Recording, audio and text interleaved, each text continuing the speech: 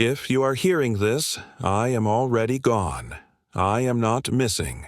I am not off-grid. I am not traveling. I am removed. I need you to understand that before you dismiss what follows as a stunt. I have followed every channel I was told to follow. I have logged every step I was allowed to log. I have filed the requests you're supposed to file when a story crosses from rumor into pathology. I am not doing this for reach. I am doing this because the next people they send will not come back human. I am a journalist. I am not some guy on a forum begging you to believe. I am not a voice modulator and a shadow silhouette. I have worked defense and aerospace for 9 years. I have covered survivable command systems, hardened airfields, high-side infrastructure, and the quiet logistics work that keeps bombers moving and satellites fed. I know how to sit in a room and say nothing until the major in the corner finally decides I'm harmless. I know how to count the badges in a hallway and tell who outranks who without anyone opening their mouth. I know how to smell when a program is real. It smells like hot dust off recycled air and burned plastic off an overheated power strip. Here is what I can confirm on record. The operative exists. I have seen his face, physical, in consistent light, on 3 different days. I have seen his base access credential in hand. I have read the embedded data off the strip. I have verified the numerical structure of his clearance string with a former scheduler from Air Force Materiel Command, who told me, "That level doesn't move without a general signing it," and then hung up. I have matched the tail numbers he cites to airframes I can place at Wright-Patterson in the correct window. I have matched 2 first names he gave me to death notices released to families with training accident as cause of death. Both incidents were listed as no public memorial. You do not hide memorials for training accidents. Here is what I cannot give you. I cannot give you his real name. I cannot give you the precise date of the event. I cannot give you the internal designation for the mission. If I do, I am not just burning him. I am burning 3 other people who touched this story, and one of them still has a child in oncology. You will hear code names. You will hear partials. You will hear clipped timestamps where it sounds like I cut him mid-sentence. I did. I cut locations and identifiers. I left impact. You are going to feel the urge to argue with the framing. You're going to say, if it's that serious, go to Congress. I tried. I reached out to 2 staffers on the House Armed Services Committee under pretext. I flagged nuclear materials accounting irregularities, because that gets callbacks. One staffer routed me to a liaison. The liaison said, on a recorded line, "Do not send anything in writing. If this relates to WPATT, you stop. You don't have jurisdiction." That is not how elected oversight talks. That is how command talks when it thinks you're already inside the perimeter and shouldn't be. You're also going to say, why not dump everything and let the public sort it out? Because that is not how this works. You do not dump certain things. You contain, you bind, you delay. I am not releasing blueprints. I am not releasing a grid reference. I am not dumping a map to a system that was never supposed to be exposed to air. I am releasing testimony, in sequence, on purpose. I am doing it this way because reckless disclosure does not hurt the program. Reckless disclosure hurts the people who have to stand next to it when it gets angry. Wright-Patterson Air Force Base, Dayton, Ohio, has rumors around it the way old reactors have halos. Everyone in this space has heard some version. Foreign airframes under tarps, recovered alloys that don't fatigue, biology that doesn't map clean, the usual folklore. I am telling you now, throw out the cartoons. None of that is what this is. This is not reverse-engineered craft. This is not crashed saucers and secret hangars. That story is candy. The truth is heavier. The truth hums. What we are dealing with here is infrastructure, industrial, integrated, wired into U.S. facilities, wired into U.S. power, wired into U.S. chain of command. It sits under a structure you can see on satellite, and there is no exotic shape, no glowing dome. Nothing you could circle and post online. On the surface, it is just another slab of American concrete with yellow safety lines, forklift scuffs, heat, shimmer-off venting. On the surface, it is forklifts and stale coffee and guys with base passes clipped to their belt loop. Underneath, that concrete is a lid. I have heard people inside call it the well. I have heard people inside call it the lock. In one debrief summary that I was shown for less than 30 seconds, in a room with no windows and a humming air handler that tasted like ozone and metal in the back of my throat, it was called Containment Mass Interface B. It reads like engineering. It is not engineering, it is agriculture. You are going to hear why. Why am I saying this now? Because the operative told me, on record, they're scaling it, and then he corrected himself and said, no, they already scaled it. We were proof of a concept. He said, they're going to plug this into other sites, DUW line nodes, old radar huts, retired silos they say are clean. He said, you don't get it. It's not local. He said, if you wait, it goes doctrine. Doctrine means policy. Policy means normalization. Normalization means deniability. Once this goes doctrine, it becomes training language. It becomes a line item. It becomes budget dust. You cannot FOIA budget dust. You cannot interrogate a line that doesn't exist on a sheet that doesn't print. You will never see it because it slides into maintenance. It hides as cooling upgrade. It hides as floor reinforcement. It hides as radiological drill. It hides inside the kind of paperwork nobody reads because it smells like floor wax and dead fluorescent bulbs.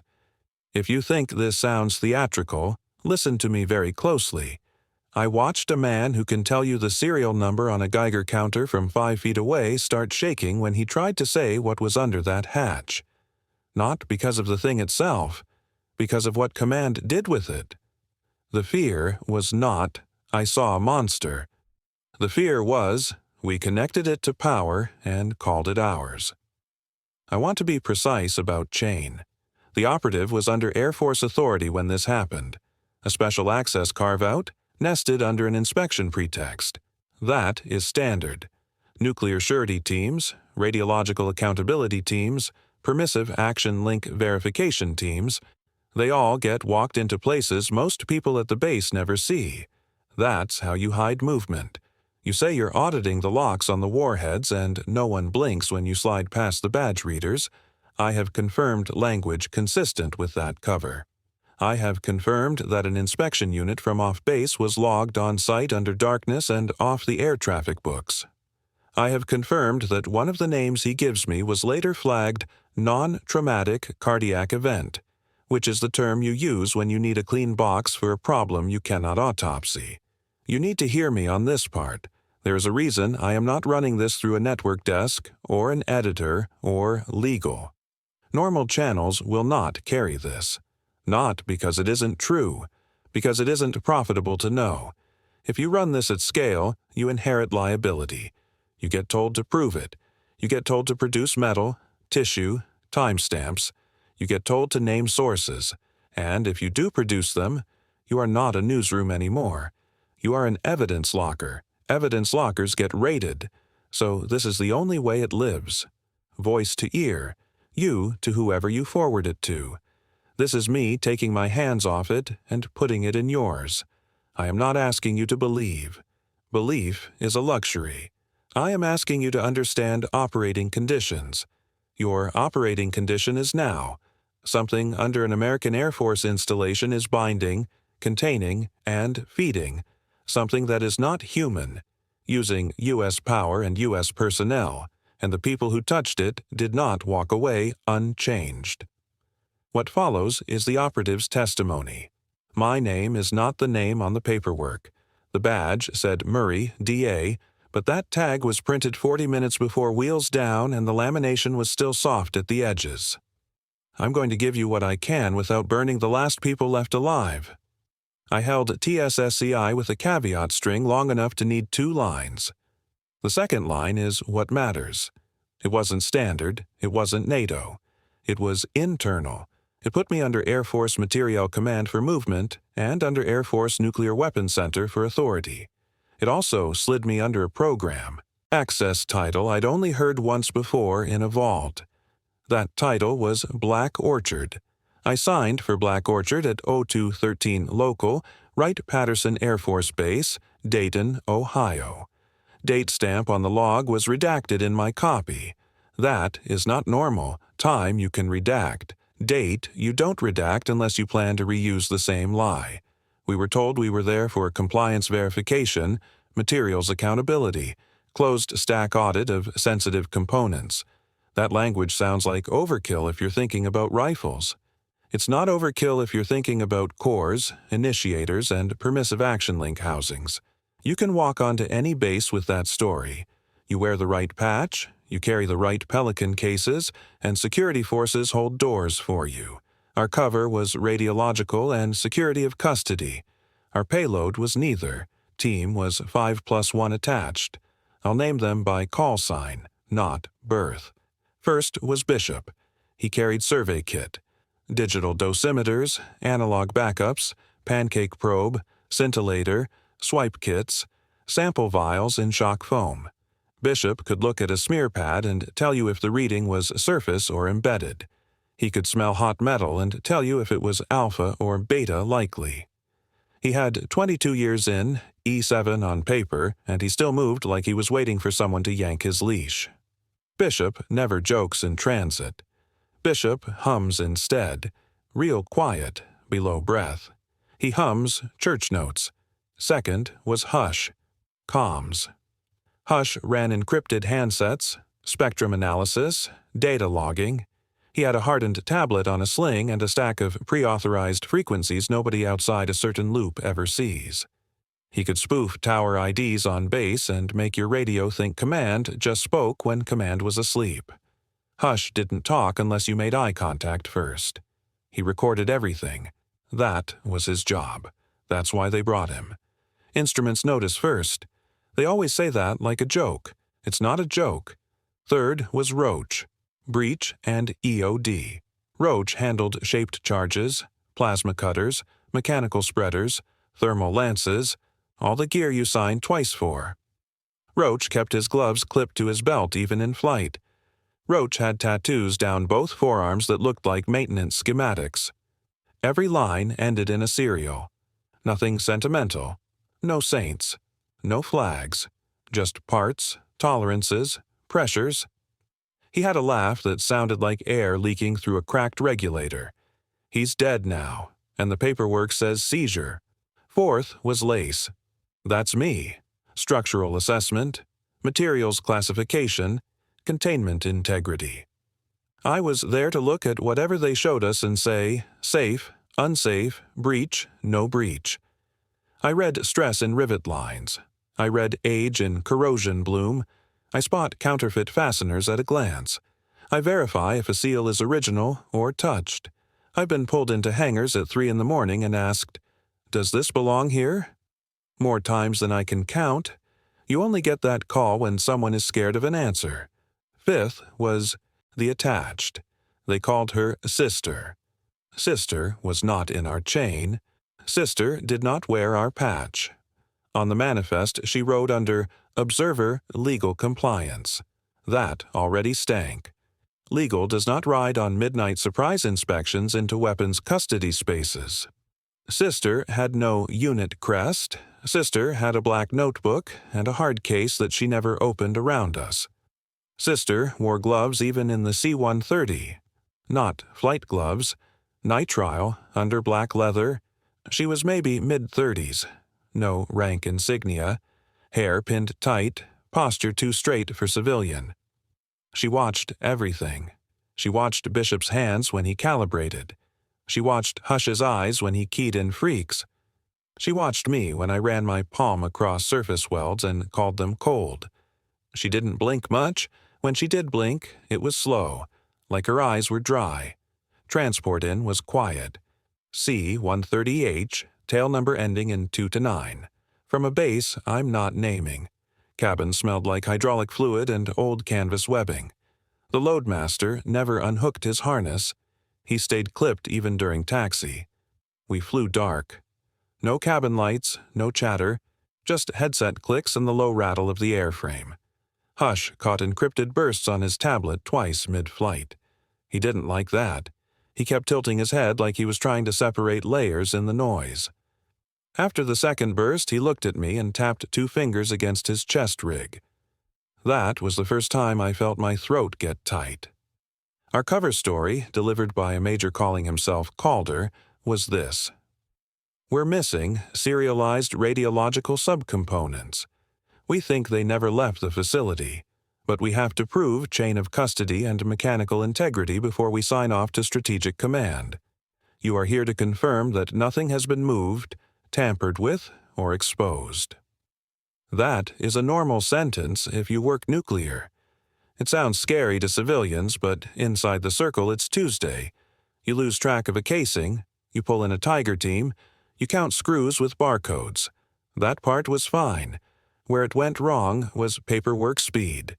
Calder slid us clipboards with pre-filled 190XX forms acknowledging entry into a restricted weapon security area and acceptance of personal dosimetry limits. The forms were signed for us. All 5. My name, Bishop's name, Hush's name, Roach's name. Even Sister had a line, but her line wasn't signed. Calder said, admin got ahead of themselves. No. Admin doesn't pre-sign nuclear access paperwork. You initial when you step through the door. You initial again when you leave. When I said that out loud, Calder smiled without his eyes moving and said, we're not here to argue process in front of the civilian. Sister didn't react to civilian. She just watched him say it like she was taking a measurement. We hit tarmac 0207 local. The sky was low, no stars, sodium vapor spill across the concrete like a film. The air had that cold, wet smell you get near big flat land in Ohio in spring. Jet exhaust, damp asphalt, a tang of antifreeze from a tug somewhere out of sight. We rolled straight into a hangar we were not supposed to be able to roll into without badge scan, and no one scanned us. That told me gatekeeping was staged. They wanted us already in before we realized we were in. Chain of command in the room felt wrong. No senior NCOs. No cranky chief with arms crossed and clipboard. Just Calder, 2 airmen with rifles standing too straight, and a civilian facilities guy in a reflective vest who wouldn't look at us. The airmen never shifted weight. They weren't security in the normal sense. They were holding posture like parade rest, but tighter, like their own muscles were orders. The facilities guy kept wiping his hands on his vest like they were wet, but there was no grease on his fingers. We staged gear on a rolling cart. Bishop cracked his Pelican and powered his primary meter. He got nothing, no background, flat line. He smacked it with 2 fingers, still nothing. He grabbed his analog. The analog twitched, then settled. Background's low, he said. That can't be right, should at least hum. Calder said, we scrubbed the area. Bishop shook his head. You can't scrub cosmic. Calder didn't answer. That was our first hint. Here's the second. Hush did a baseline sweep of local RF. Standard. You build a spectrum map before you start so you can tell what changes. He held his tablet up, antenna clipped, eyes down. His face shifted, his forehead pulled. He pinched and zoomed like he was trying to focus on one spike. I leaned in and saw what he saw. There was a carrier sitting dead center in a band we don't use on base. It wasn't civilian. It wasn't tower bleed. It was clean, strong, too clean. It pulsed in a way that felt like breath. Hush whispered, that's not our net. Calder said, stay on mission. Hush said, whose net is that? Calder said, stay on mission, Sergeant. Here is the third. Sister didn't introduce herself by rank or billet. She didn't say, I'm here from legal, or I'm here from safety. She said, I'm here to witness compliance. Word for word. Witness. Compliance. That is chapel language inside a weapons program. That is what you say when you need something on record for a tribunal that doesn't exist yet. I had a person waiting at home. I am going to say her name once the way I said it that night, and then I'm going to pull it back. Mara. She had a ring in a drawer and a date on a calendar. We were supposed to sign papers in 6 weeks. She sent me a picture before I boarded. Her on the couch, holding up takeout, peace sign, tongue out. Background TV glow on her face, little battery-powered candles on the shelf because she said real candles made the apartment smell like burnt dust. She thought I was going out for 2 nights to babysit some aging hardware and tell a colonel his floor drains were fine. She joked about me coming back, radioactive and glowing. I texted back a thumbs up and a dumb sticker. I told her I'd call when we were done. I never made that call. We rolled. Calder kept his tone even, like he was reading off a checklist he hadn't written. Objective, he said, is visual and mechanical verification of all serialized housings, locks, seal points, and storage cradles associated with sensitive radiological subcomponents formerly staged under Hangar B and now relocated below grade for audit and refurbishment pending handoff. Roach snorted. Refurbishment, he said. That what we call burial now? Calder ignored him. The facility guy in the vest flinched when Roach said, burial. He looked at the floor like there was something under it listening. Chain of custody language, radiological accountability, Hush logging spectrum, Bishop logging dose, me logging stress points, Roach logging breach paths, Sister logging us. On paper, it looked like any midnight compliance drill built to make colonels feel safe about numbers. On paper, we were there to count boxes and sign forms. In reality, we were being walked to a space that did not exist on the base map, with paperwork already signed, RF on a channel nobody owned, background radiation too clean to believe, and a civilian who would not meet our eyes because he already knew what was under his feet. We weren't there to verify anything. We were there to feed something. We moved out on foot at 0231. Air tasted like cold metal and jet wash. The concrete under my boots still held stored heat from the day, bleeding up through the thin night mist that comes off flat Ohio runways. The base was mostly dark. You get used to the way an Air Force base sleeps. A few sodium lamps buzzing over corners of tarmac, warning strobes on tall structures, security trucks doing slow, predictable loops. WRIGHT PATT wasn't doing loops. There were no patrols in our quadrant. The flight line we crossed was too quiet for a base that size.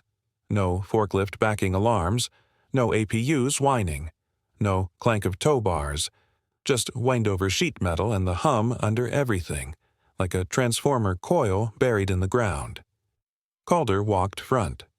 Roach and Bishop pushed the cart. Hush drifted rear with Sister. I stayed center. Hush had his handset wired to his tablet on a low-slung rig.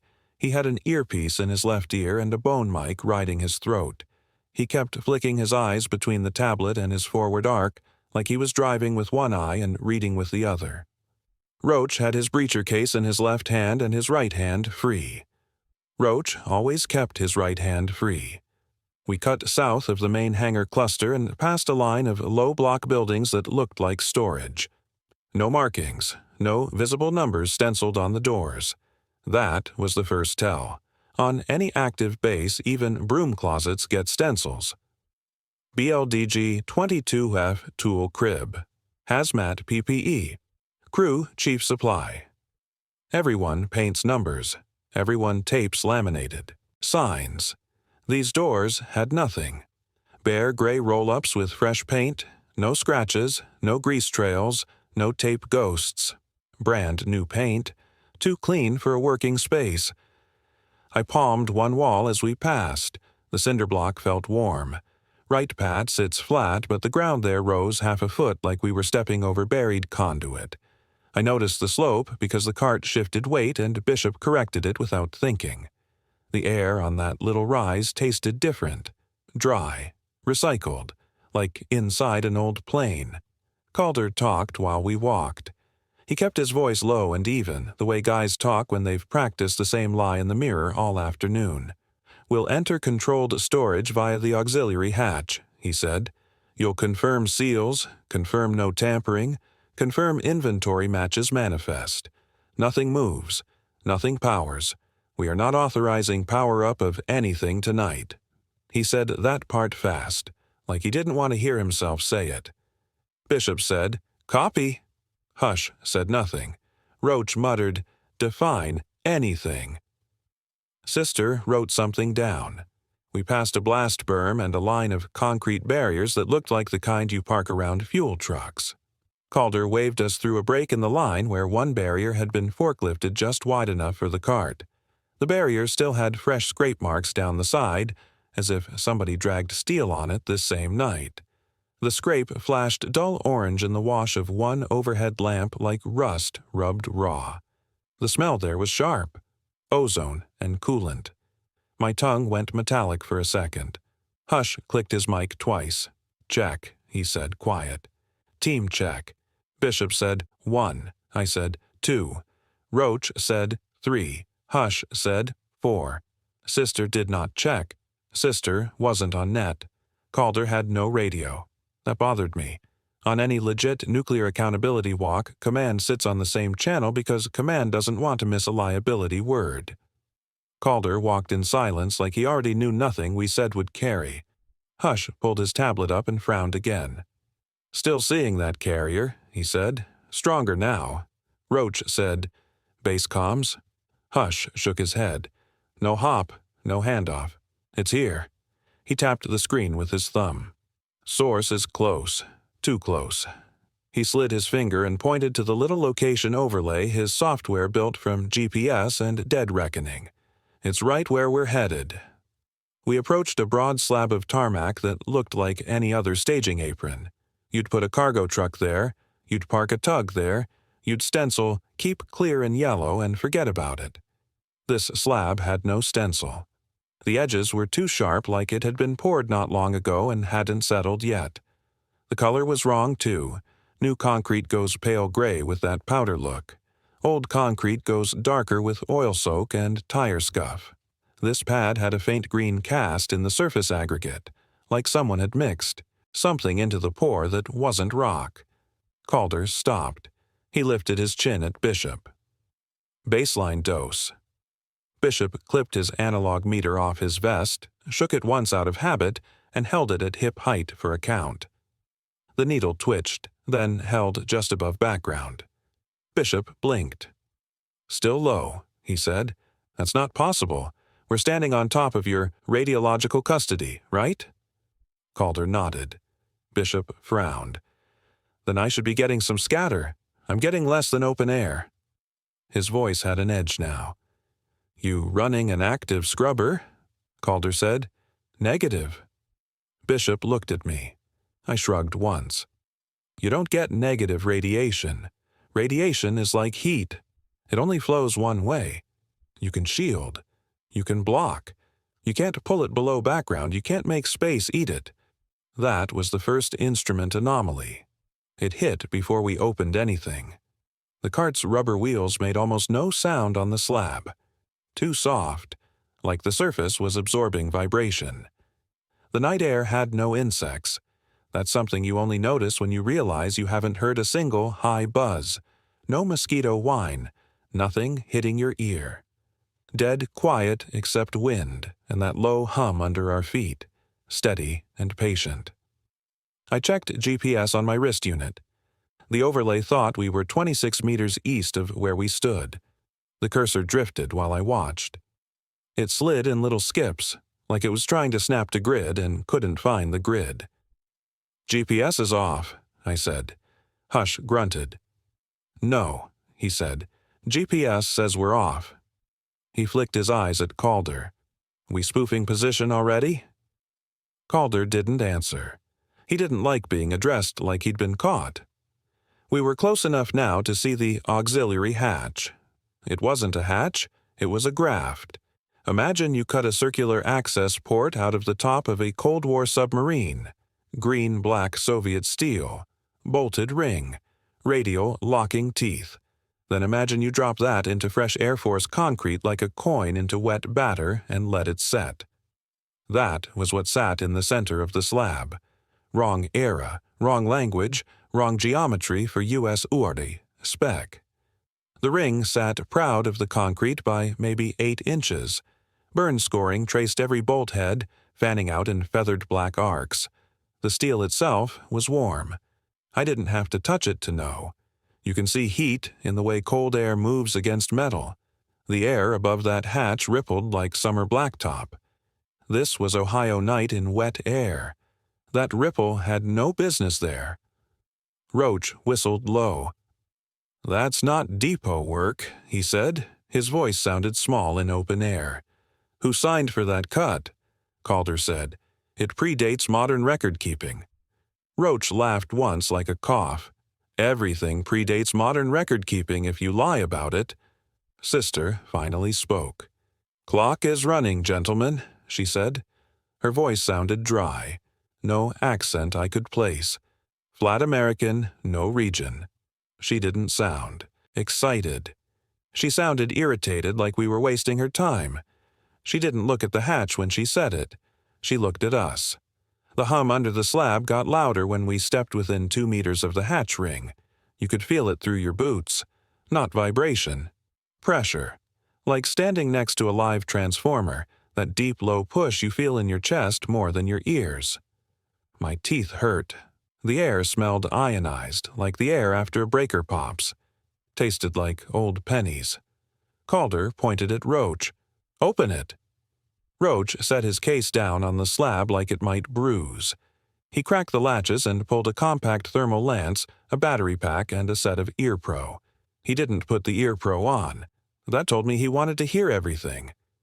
Bishop took 2 steps back and lifted his analog meter again. Hush angled his tablet to keep the hatch in frame. Sister stood still with her notebook open and her pen ready, like she was in a courtroom and this was sworn. I crouched by the ring and ran 2 gloved fingers over the mating seam. The seam shouldn't have existed.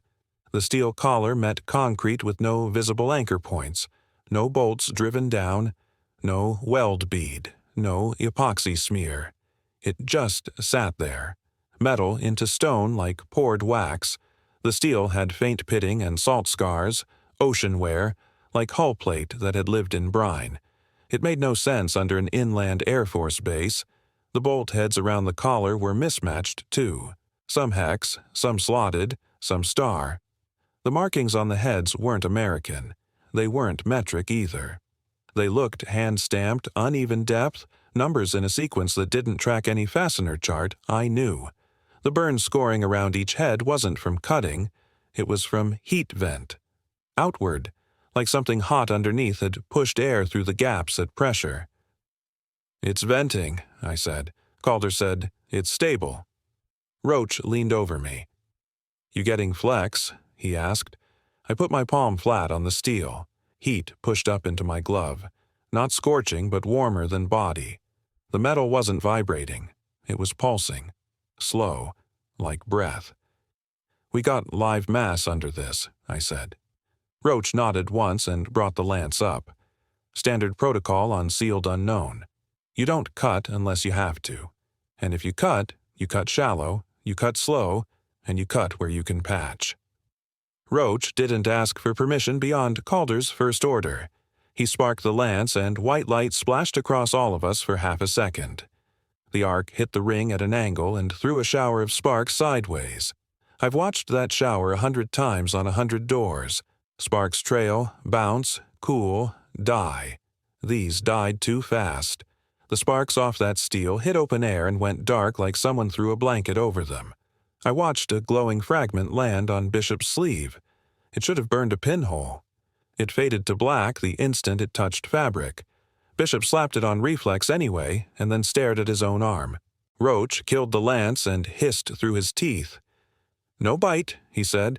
"That's not normal. This stuff should eat." He held the tip of the lance up. The ceramic at the end looked fogged. "We're getting bleed," he said. "Something's eating energy." Calder said nothing. Sister wrote something down. Hush cleared his throat. "We're pulling a tone," he said. His voice had changed. Tight now. "You hearing that?" At first I didn't. I only heard the hum through the slab and my own heartbeat in my ears. Then it slid in. Thin, high, not a whistle, not mechanical. A modulation on the carrier he'd shown me. It dropped in under the hum like a second note.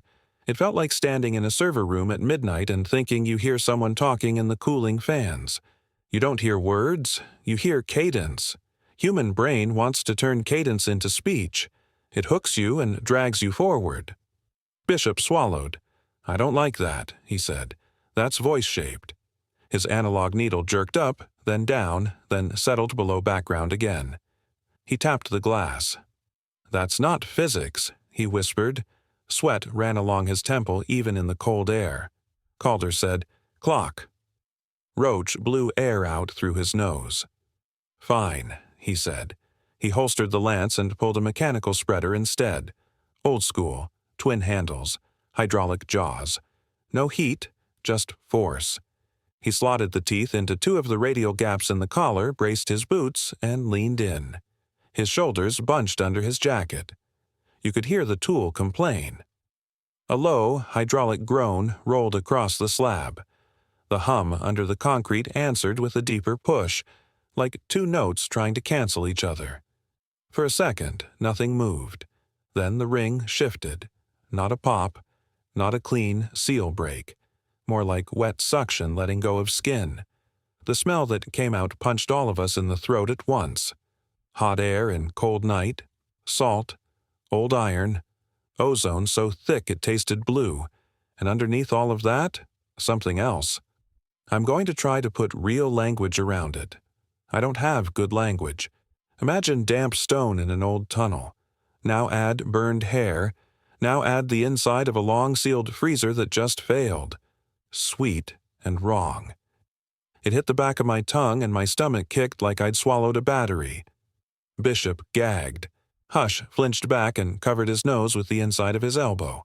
Roach grinned on reflex the way some guys grin when they're about to throw up and don't want to show it. Sweat popped on his forehead. Sister did not move. Calder didn't move either. That told me they'd smelled this before. Hot air rolled out of the crack and hit Ohio night. You could see it, just for a second. A shimmer, like heat off asphalt, pushing against damp mist. The mist around the hatch recoiled. That's the closest word I have. It crawled back from the opening like it didn't want contact. We were standing on what looked like empty concrete, but GPS still said we were offset. Thermal said something else. Bishop had a compact handheld imager clipped to his vest. He thumbed it on, pointed it at the hatch, and looked. His face locked. He angled it down, pointed it at the slab under our boots, looked again, then showed me the screen. The display bloomed white where the hatch opened. That part I expected, heat vent, sure, but the slab around us, the solid ground we were standing on, read like hollow space. 30 degrees hotter 3 feet below surface. Air void signature where there should have been support fill, ducting, rebar. According to that imager, we were standing over a vertical shaft big enough to drop a truck through. We're on top of it, Bishop said. His voice shook. We're already on top of it. This whole pad is fake. Calder said, Not fake, classified. Roach forced the spreader another inch. Metal screamed low. The hatch lid lifted maybe 4 centimeters, then stopped hard like it hit a latch we couldn't see. The hot air coming out built pressure. The tone in Hush's ear went from almost voice to almost chant. Same rhythm. 4-beat pattern. Pause. 4-beat pattern. Pause. Some of the pauses were longer, like waiting for an answer that didn't come. The hair on both my arms stood up under my sleeves. I leaned over the opening. Darkness looked wrong inside the gap. It wasn't void black. It had depth, layers, like looking down through deep water in bad light. I couldn't see structure, but I could feel it. My inner ear told me we were standing on the lip of a drop. 30, maybe 40 meters straight down. The air coming out of that gap felt like exhale from something huge. Calder said, This is your entry point. You will maintain visual verification of all sealed housings and custody chains. You will not deviate from the marked walkway. You will not touch anything that is not tagged. You will not acknowledge unverified contact. Do you understand? Roach laughed once. "Unverified contact," he said. "That what we're calling people now?" Calder's jaw flexed. "Do you understand?" he repeated. His eyes had gone flat and cold. He wasn't asking as a courtesy. He was reading an order into record. Hush said, "Signals bending." He had his tablet angled down toward the crack now. The carrier he'd locked earlier had shifted. It wasn't above us anymore. It was below, like something under the hatch had reached up and grabbed the line. "We're showing connected," he whispered, more to himself than to us. "We're not connected to anything I can name." I wiped sweat off my upper lip with the back of my glove. The air against my skin felt gritty, like fine dust or ash. I could taste metal so strong it buzzed. My heart rate was high and steady. I wasn't scared yet. I was in the zone where training still holds, and you can pretend this is just another stupid classified hole in the ground full of bad maintenance and lies. You tell yourself you'll file a blistering report in the morning and sleep 12 hours and tell Mara you hate your job and then take her to breakfast. That lie lasted maybe 10 more seconds. Roach kicked a portable ladder over the lip. It clanged against something inside the shaft and rang dull, like the sound had been padded. He clipped his harness, looked at me, and grinned that regulator leak grin. "After you, Lace," he said. We dropped into a place that shouldn't exist under U.S. soil. Roach went first, then me. Then Bishop with the dosimeter clipped high on his shoulder and the analog meter on a lanyard so it wouldn't swing. Hush came after, one hand on the ladder, one hand guarding the tablet against his chest. Calder didn't descend yet. Sister didn't descend yet. They stood above us in cold Ohio air while we moved into heat from somewhere older than the base. I remember thinking that wasn't leadership. That was handling. We weren't a team. We were probes. The ladder flexed and clicked against the side of the shaft as we dropped. My gloves stuck to the rungs. Not from oil, from residue. The metal felt coated in a thin layer of grit that clung like ash. My palm picked it up and carried it. I rubbed my fingers together and it felt like powdered glass. My tongue tasted metal again. The air downshaft got hotter every meter, like walking toward a server farm with no ventilation. My ears popped at around 15 meters and again at maybe 30, which means we went through 2 pressure changes. You don't get that in a normal maintenance void. The walls weren't bare-cut concrete. I saw that fast. I had my small light on my vest. Low power, narrow beam, inspection grade, amber filtered so it doesn't blow out readings. I angled it at the wall and froze halfway down. The surface didn't look poured. It looked burned. Not graffiti, not welding marks, not pipe labels. Burned in geometry.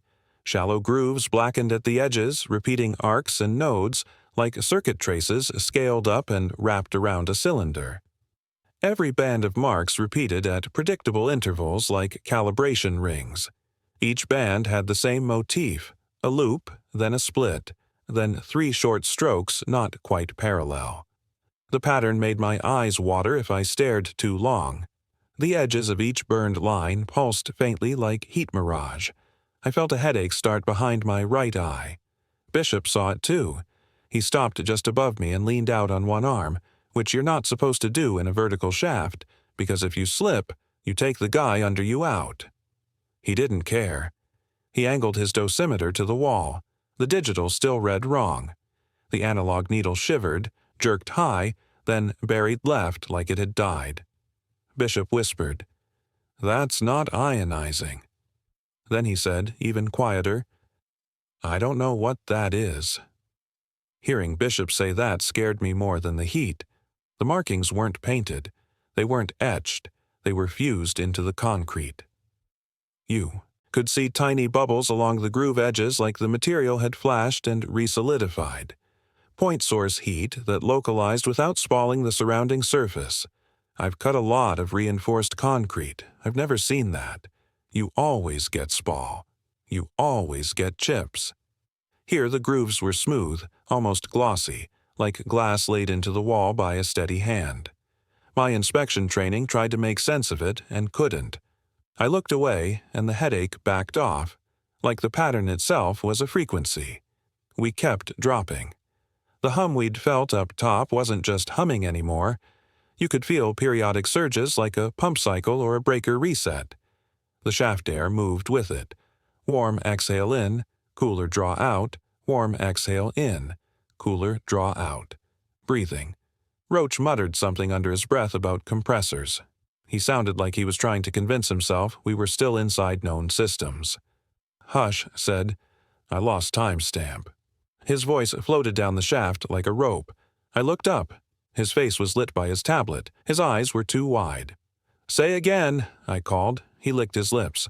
"I lost timestamp," he repeated. "System clock jumped 23:17:42 to 23:17:39.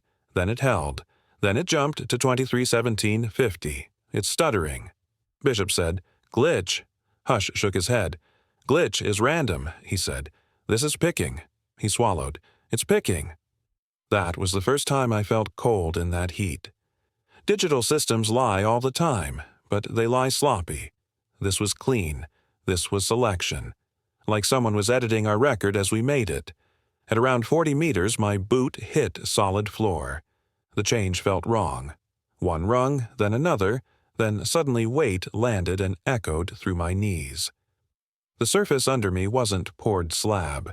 It flexed like plate over hollow. I stepped off to make room for Bishop and scanned the immediate space with my amber light. We were in a corridor. Not a tunnel. A corridor. Finished, angled. The ceiling sat low, maybe 2 meters overhead, and curved in a tight radius like aircraft fuselage interior. The walls were a mix of old and new. I saw cast concrete panels scarred and heat-buckled, bolted against what looked like older stone. Yes, actual stone, not cinder block. Dark stone with a matte surface that swallowed light. The bolt plates were modern U.S. mil-spec steel. The bolts themselves weren't. The washers under those bolts were the same pitted, salt-worn metal we'd seen on the hatch collar. None of those washers matched diameter. Then there were the symbols. They weren't only in the shaft. They ran down both walls of the corridor chest high, repeating every 2 meters. Same loop, split, 3-stroke motif. But here, the grooves were filled. Someone, or something, had run a metallic compound along each burned channel and let it cure. The fill wasn't solder, it wasn't epoxy. It looked like bronze at first glance, but bronze doesn't fluoresce on its own. This did. Low, faint, a dull, slow, pulsing light that chased itself along the pattern in cycles. Loop, split, strokes, pause. Loop, split, strokes, pause. It wasn't bright enough to see by. It was bright enough to feel in your teeth. I reached out on instinct. Roach grabbed my wrist midair. "Don't," he said. His glove was slick with sweat. His voice had zero play in it. He looked me straight in the face. "We don't touch writing. We don't read." He'd said that on other jobs as a joke. Down here, there was no joke in it. Hush dropped next. He held his tablet up and spun slowly, recording. "Cameras are rolling," he said. He checked his feed. He frowned. "Correction. Cameras think they're rolling." He turned the screen so I could see. Live view showed us standing in that corridor, heat haze shimmer, sweat on faces. Good clarity. HUD watermark said, "Reek." Timer counted. He flipped to playback. Black. Not corrupted, just black. No audio line, no metadata. It looked like an empty file placeholder. He flipped back to live view. We were still there on the preview. He flipped back to playback. Still black. "We're watching," he said. "We're not saving." He swallowed again. "That's new." Bishop came off the ladder, breathing fast. His analog meter bounced against his chest. He looked pale in the low light. "Background's still wrong," he said. "Needle keeps wanting to go left. It can't go left. Left is no radiation. Less than no radiation is not a thing." He looked down the corridor. "Feels like pressure in my ears," he whispered, "like we're underwater." He wasn't wrong. The air had that thick, humid weight. I could feel moisture on my neck. I could smell salt and machine oil and that freezer-rot note under everything else. Roach keyed his harness loose and unhooked the ladder from his carabiner. He scanned forward with his own light. Roach didn't run amber. He ran white because Roach liked to see everything ugly. The white beam hit the corridor floor and bounced back dull. The deck wasn't poured slab either. It was plate.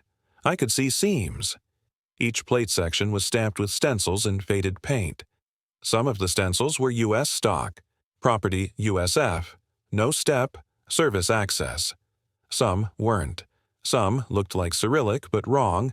Some looked like blocky shapes that weren't any alphabet I knew. Layers, reuse, salvage. We started forward. The corridor ran straight, then kicked left at a shallow angle, then straight again.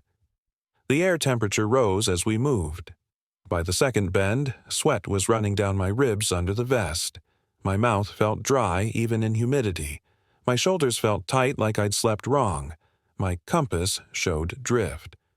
I glanced down at the wrist puck and saw the needle ticking slow circles, like it was trying to find north and couldn't commit. Solid Faraday cages, deep underground, heavy mass overhead. Sure, you can get compass weird, but this wasn't pegging. Wrong. This was indecision. I tapped the puck. It kept circling. We passed the first junction at maybe 20 meters. The side passage was sealed.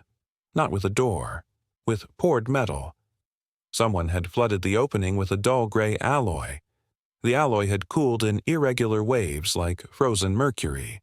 You could still see where it had tried to run under pressure. The surface had prints in it, like something with too many fingers pressed from the other side while it was still soft. Roach saw the prints and went quiet. That corridor was our only authorized path. Calder had said, "You will not deviate from the marked walkway." I looked down for markings. There. Yellow tape lines, standard hazard stripe, laid along the right side of the deck. Fresh. Crisp. Perfect edges. Cheap vinyl tape in a space that had no business with tape. Tape doesn't last in heat. Tape curls. This tape hadn't curled. I stepped exactly inside that right-hand stripe and kept going. We heard the first footsteps after the second bend. It wasn't us. We were moving slow and controlled. Our kit rattled in known ways. Bishop's analog meter clicked against his chest. Hush's tablet strap creaked. My harness plates tapped softly against each other when I shifted. These footsteps weren't that. They were light, bare, fast. 6 steps. Stop. 6 steps. Stop. Pacing us in the dark ahead, around the next corner. Roach lifted a hand. We froze. The air hummed and pulsed against my skin. My heart sounded loud in my own ears. The footsteps stopped. Something moved in the intersection ahead and leaned just enough into our line of sight that my brain said. Person before my eyes said no. We only got a partial, shoulder, jawline, arm, humanoid silhouette. Wrong on inspection. The shoulder line sat too high. The jawline was too long and too narrow. The arm bent, and I saw the elbow hinge backward, not forward, like the joint had been mirrored. The thing leaned into the yellow tape line like it was curious about rules. My light caught it for a split second. No shadow. The beam hit meat, or what looked like meat, and didn't throw anything on the floor or wall. Like the thing absorbed light the way the plates under our boots absorbed heat. The air around it shimmered the way the hatch air had shimmered. My stomach clenched. A pressure hit behind my eyes again, same as when I'd stared at the burned symbols. Hush sucked a breath in. Bishop whispered, "Jesus." Roach said nothing. He didn't lift his weapon. He didn't lower it either. He held it mid-chest, muzzle down, safety off. The shape tilted its head. The backward elbow flexed. Fingers, too long, too thin, tapped the yellow tape line like it was feeling temperature. Then it moved. Not a jump, not a run. A slide.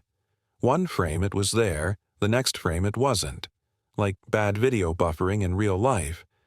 It went from in front of us to flush against the sealed side passage we just passed. I heard the faintest scrape of nails on metal fill. Then nothing. Bishop was shaking. You could hear it in his breath. "What is mission?" he whispered. "What are we actually doing down here?" His analog needle clicked and fluttered like an insect trapped under glass.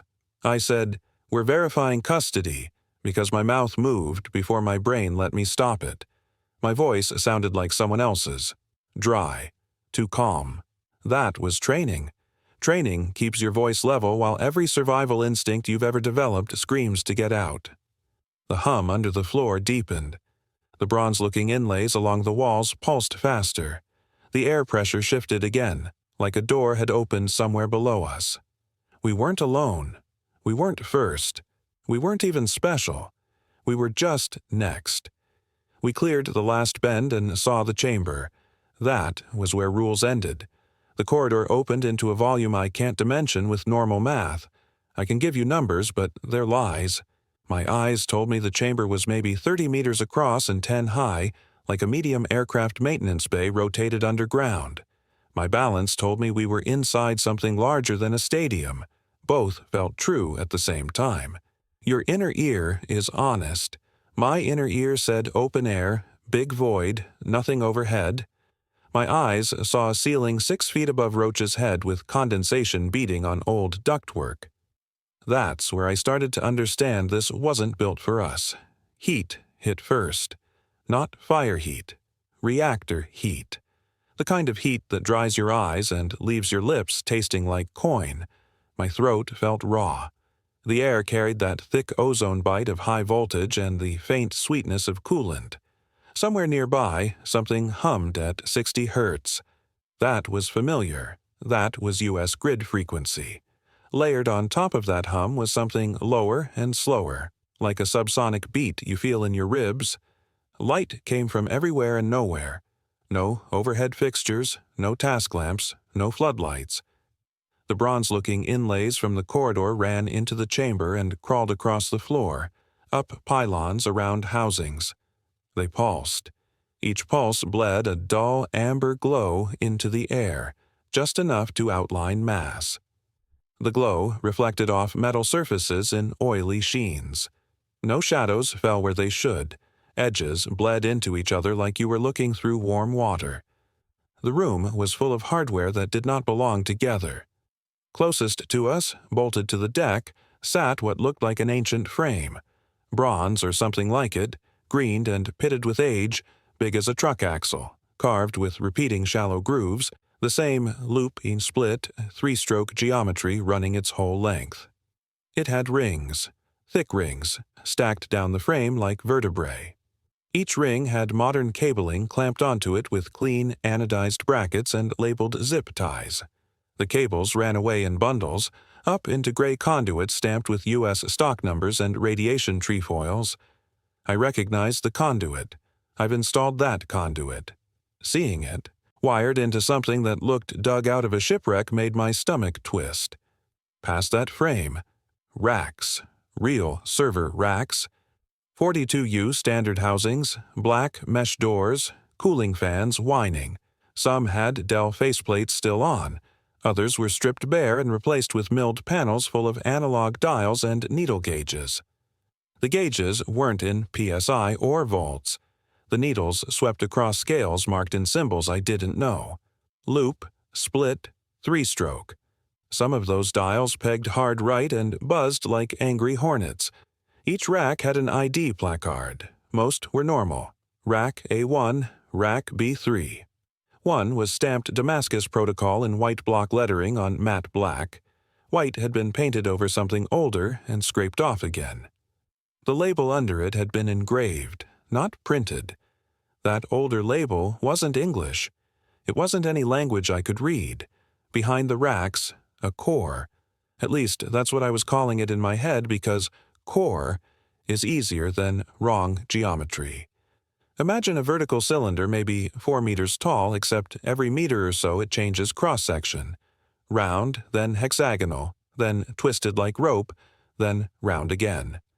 The surface wasn't smooth. It was banded with plates, each plate a different metal. Some dull gray, some yellowed like old brass, some dark and almost blue like tempered steel. Between plates you could see braided conductors running down into the deck. The plates weren't bolted. They were grown in. Metal flowed into metal like solder joints you get when you overheat a board and the traces start to smear. The cylinder pulsed, slow, deliberate. Same rhythm as the bronze inlays in the walls. Loop, split, three-stroke, pause. The deck around the core was reinforced, not like standard hangar reinforcement. Heavier, layered steel plate at least 6 inches thick, welded in a ring. The welds were ugly. Handwork, not robotic. Fast, hot, desperate. Whoever laid those beads wasn't thinking about neat. They were thinking about hold. You could see where slag popped and froze midair. I crouched and touched one of those welds with my gloved fingertips. Warm, vibrating. My bones felt the vibration, not my skin. To the left of the core sat a console that made no sense. The frame was old, thick, corroded, pitted like bronze that's been underwater for 100 years. Set into that frame were modern switch banks, clean-milled aluminum, toggles with safety covers, digital readouts. The readouts were cycling values in English. Temp, flow, mass lock, phase hold. Under temp, the numbers sat steady. Under flow, the numbers flickered like a bad fluorescent bulb. Under mass lock, the digits pulsed in sync with the core. Under phase hold, the display didn't show digits. It showed that same loop, split, three-stroke symbol cycling over and over. Sister stepped past me like this was routine and went straight to that console. She moved like she knew her way around the layout. She didn't hesitate. She didn't gawk. She just walked to the console and set her gloved hand on the frame. Her posture shifted, like tension dropped out of her shoulders, like standing next to that thing calmed her. That scared me worse than anything else in the room. "This is containment," she said. Her voice carried in the chamber without echo. The air ate echo. It binds, it contains, it stabilizes. She said it like she was reading doctrine. We maintain bridge integrity. We maintain anchor. We do not allow breach. Roach laughed, one short bark. "Bridge to what?" he said. Sister turned her head and looked at him. Her face in that amber pulsing light looked older and younger at the same time, like the light couldn't decide what year to land on. "Bridge is not your concern," she said. "Anchor is your concern." Calder climbed down the ladder behind Hush and dropped onto the deck. He didn't look winded. He didn't look hot. He walked in like this was all standard. He pointed at the core. "Visual verification," he said. "Note condition of seals and housings." Bishop swallowed. "That's not a seal," he whispered. His voice sounded small in that big, not big room. He pointed at a ring of dull gray material around the base of the core. "At first, I thought it was concrete patch. Then I saw the texture. It wasn't poured. It had grain. It had striation. It looked almost like bone, but uniform, and there were faint marks around the perimeter like finger dents frozen mid-grip." "What is that?" Bishop asked. "What is that made of?" Calder said, "Stabilization compound." His mouth tightened. "Classified." Bishop shook his head fast. "That's not compound," he said. "Compound doesn't bruise." He was right. The material at the base of the core wasn't just sitting there. It flexed. You could see micro-movement along the surface like muscle twitch under skin. Every time the core pulsed, the ring tightened. Anchor. Hush had his tablet up again. He was breathing through his mouth. Sweat dripped off his jaw. "Carrier is everywhere," he said. His voice sounded flat like he was listening to audio in his ear while he talked to us. "Signal strength pinned. I can't get a floor. It's saturating." He tabbed through screens with his thumb. "I'm getting calls and responses," he said. "I'm only hearing one side." He swallowed hard. "It's talking to something on a delay." Roach walked a slow half-circle around the core, staying inside the yellow tape line that ringed the deck. The tape line here wasn't stuck to the floor. It was embedded under a layer of clear sealant, like they'd painted a warning on a museum floor. He kept his hands off the hardware. That told me he was past curiosity and in survival mode. Roach never kept his hands off hardware. I looked at one of the server racks, the one with Damascus Protocol on the placard. The mesh door wasn't locked. I could see inside. Half the rack was modern. Power, distribution units, cable management arms, familiar modular servers with drive trays. The other half wasn't. In the lower bays, something sat that wasn't built for a rack. Bronze again, or that bronze-looking alloy, hacked into shape. Braided conductor bundles ran from that bronze block up into the PDUs.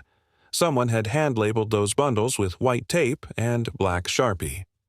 Phase, hold, mass lock, bridge stability. The handwriting wasn't lab neat.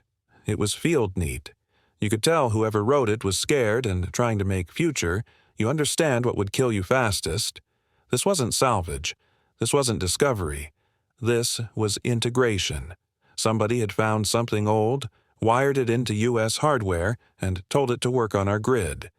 This wasn't us studying a relic. This was us plugging a live thing into a wall.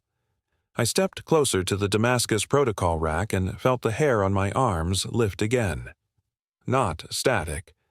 More like the sensation you get standing next to a big transformer coil, that deep insect buzz in your teeth. I could smell hot dust and hot plastic and something sweet, like antifreeze on a burn. Define Damascus Protocol, I said. Calder didn't answer. Sister did. Damascus Protocol, she said, enunciating each word like it mattered where stress fell, is the operating doctrine for non-terrestrial incursion at a strategic nuclear site. Bind, contain, anchor. Bridge only under controlled conditions. Sustain through directed mass exchange. Her tone made it clear she'd memorized it. My stomach dropped. Mass exchange, Bishop repeated, his voice cracked. Define mass exchange. Sister looked at him. We feed it, she said. Every sound in that room went thin. No one moved. Even the hum seemed to pull back for a heartbeat. She didn't blink. It feeds on drift mass and chronoshear, she said. There is no waste stream we can observe. We provide biological supplement as required to stabilize anchor. Biological. Supplement. I felt my throat close. I heard Mara laugh in my head like she had in that cell phone picture. Takeout box in hand. Peace sign. Tongue out. I saw her little fake candles with the flicker bulbs. I saw the ring in the drawer. That image hit like a fist. Instinct said, run. Training said, stand. Curiosity said, listen. Curiosity kills more people in classified sites than bullets. Roach let out a soft, shaky breath. You feed this thing, people, he said. Sister didn't flinch. We provide biological supplement as required to stabilize anchor, she repeated. What happens if you don't? Roach asked. Sister's gaze flicked to the core. The pulsing bands along its height had sped up. The phase hold display on the console flashed loop mash split, 3-stroke faster and faster like a warning light. Her jaw tightened. You get breach, she said, and breach is not survivable. Calder finally cut in. We are not here to debate containment theory, he said. We are here to confirm physical integrity so we can sign off and clear the way for expansion. Expansion? He said it like budget language. My stomach kept falling. He wasn't scared. He was annoyed. In his head, this system wasn't horror. It was infrastructure. It was something you replicate. Hush swallowed hard. Something's here with us, he whispered. His eyes were locked on nothing. I've got bandwidth fluctuation like a hand on my line. It's trying to handshake. It's trying to negotiate. Do not respond, Sister snapped, fast for the first time. Do not speak to it unless spoken to. Do not offer anything. Do not promise anything. Do not agree. Bishop looked at her like she'd just told him gravity was optional. "Speak to it," he said. Sister straightened. "It will make contact now," she said. We didn't hear doors. We didn't hear movement. One moment the chamber held us. The racks, the core, the console, the heat, the hum. The next moment we were not alone. You could feel it first, in pressure. The air thickened in front of us like a storm wall. The hum under the floor shifted frequency. The bronze inlays along the deck pulsed out of sync, like heartbeat under stress. My vision stuttered, one frame bright, next frame a shade darker, bright again. Hush made a sound in his throat and clenched his jaw like he'd just bit into a live wire. Then it was just standing there. I call it because he and she don't land. The shape it wore for us was roughly human because we're human, and that's what interface picks. That's my read. That's not doctrine. I am telling you what I saw. It stood maybe 2 meters tall, but that number drifted when I tried to lock it. My eyes kept wanting to slide it down to average. My brain kept correcting up. Limbs were long, but not stretched cartoon long. Just wrong enough. Elbows sat a little too low. Knees bent with a second hinge that caught light at the edge of vision. Shoulders hung narrow. The head sat tilted, like it was listening to a voice off to its left. The outline shimmered like heat above asphalt. It refracted light instead of wearing skin. That's the closest language I have. Like clear gel with a thin film of oil on it, bending the ambient glow around muscles that weren't quite where you expected them. Edges lagged when it moved, like the frame rate of reality and the frame rate of it weren't synced. No shadow, even here in the pulsing amber, no shadow dropped to the deck. When it spoke, the sound didn't come from a mouth. Its mouth didn't move at all. The air around us vibrated in a tight band that made my fillings ache. Words printed straight into my head like someone leaning into your ear but inside the ear, not outside. I could still hear fan noise from the racks. I could still hear Bishop breathing fast through his mouth. I could still hear my own heartbeat. This wasn't telepathy in a movie sense. This was injection. It chose a channel and drove signal. My knees tried to buckle. Instinct said, kneel. Training said, stand. Pride said, don't show throat. I locked my joints and stayed up. Roach swore under his breath. Bishop made a wet noise like he was about to throw up. Hush squeezed his eyes shut like that would block the signal. It didn't. Sister answered. Of course she did. She didn't bow. She didn't salute. She just lifted her chin a few millimeters. This team is audit, she said. Verification only. No exchange authorized. That phrase, no exchange authorized, stuck in my head like a splinter. No exchange.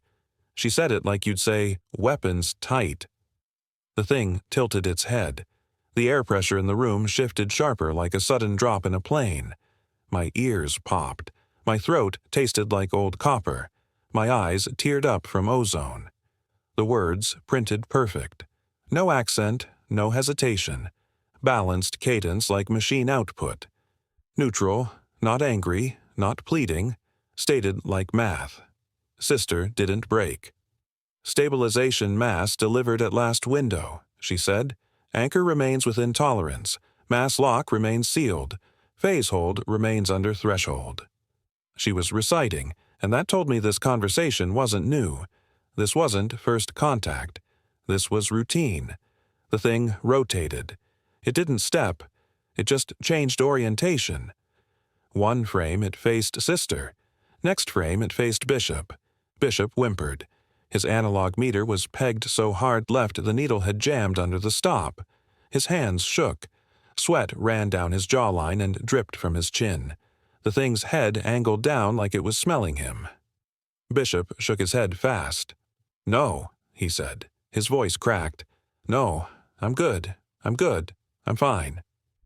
He wasn't fine. His face had gone gray-green. His pupils were blown wide. His lips looked dry and cracked in the heat. Sister said, biological integrity is within variance. He remains in service for this cycle. The air pressure eased 1 notch.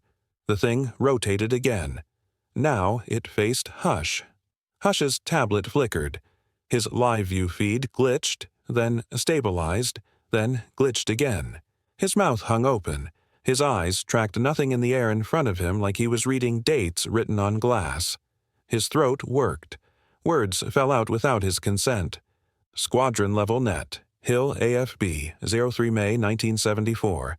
Degraded encryption, unscheduled handshake, he whispered. SOFREP marker, caret 9, 22. January 1982, South Atlantic, bandwidth loss 37%, anchor slippage, phase bleed through hull, pilot screaming in Spanish and English at once. He kept saying, "It's in the radar, it's in the radar, it's in the radar." Hush's voice wasn't his. It stacked. You could hear layers. Old tape hiss under his normal tone. Microphone pop from another era. His own speech trying to ride on top and losing. His nose started bleeding. Dark, almost black in the amber light. It ran over his upper lip and dripped off his chin. He didn't wipe it. He couldn't. His hands were locked around the tablet so hard his knuckles looked bloodless. The thing pulsed. Not physically. The air pulsed.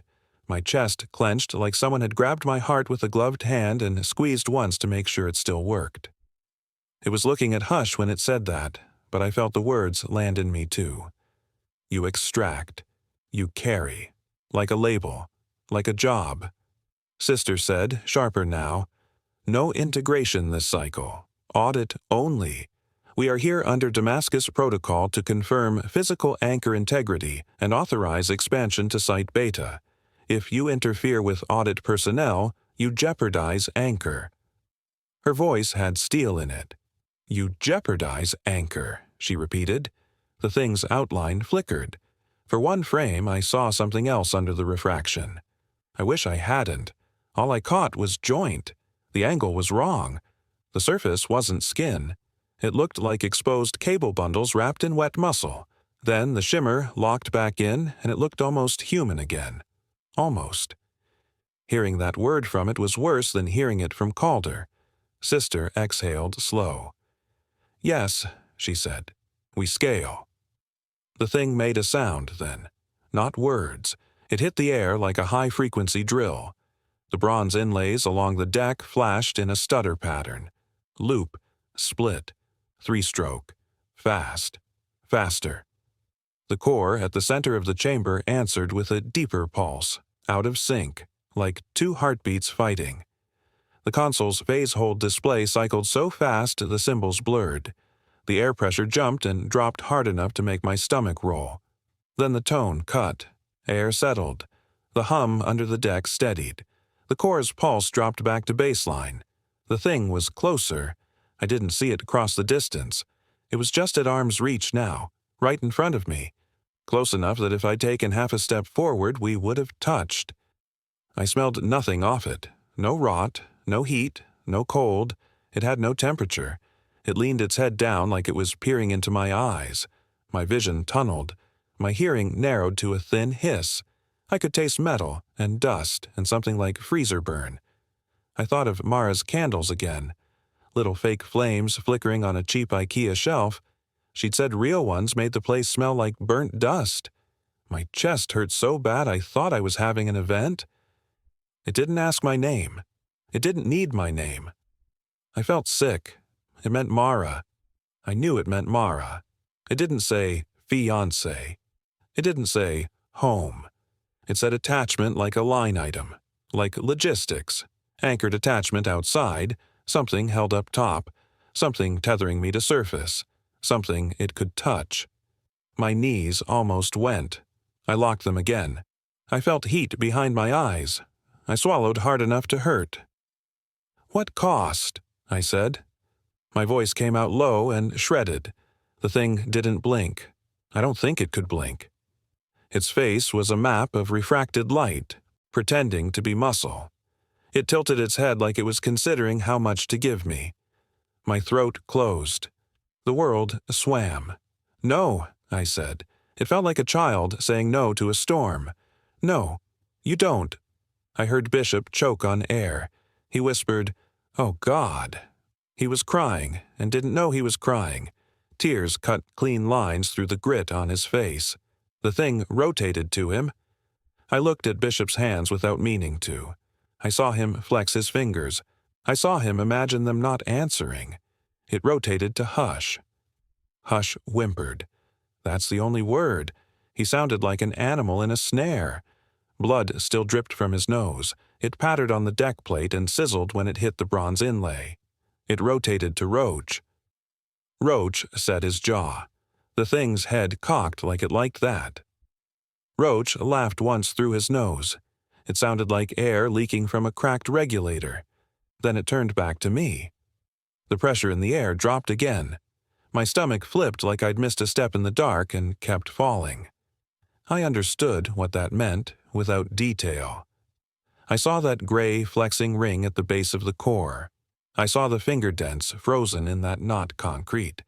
I saw how it tightened every time the core pulsed. Biological supplement, Sister had said. Directed mass exchange. I didn't need a manual. Sister spoke fast. No exchange authorized this cycle, she said again. Her voice shook once for the first time. We are here for audit. The thing didn't move. It just hung there in front of me like a bad reflection in hot air. Its next push hit softer, almost gentle. That was worse. Banked, like debt, like interest. It leaned closer. My skin crawled even without contact. That was not a threat. That was policy. The breach started on the console, not in the air. That part matters. People think horror roars in. It doesn't. It leaks through status readouts. Sister had her gloved hand still on the frame. The phase hold field that had been cycling loop, split, three-stroke started dropping characters. The symbols stuttered, then smeared, then bled into raw numerics that shouldn't have existed in that field at all. The digits flickered between negative values and fractions that implied mass under zero. Instruments always see it first. The core's pulse climbed. The hum under the deck jumped half an octave and made my molars buzz. My eyes watered from ozone. The air went thin, like high altitude.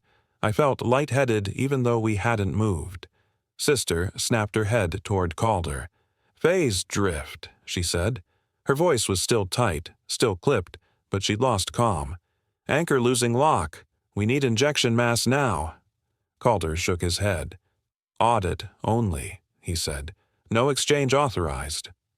Sister took one step toward him like she was going to put her hand through his throat. You ignorant piece of paperwork, she said. You don't get it. Breach. Doesn't ask permission. Her voice was shaking. She turned back to the console and slammed both hands down on two toggles with red guards. The core screamed. I never heard a machine make that sound. It wasn't metal on metal. It wasn't voltage arcing. It sounded like a living throat pushed through a speaker cone, high and low at once.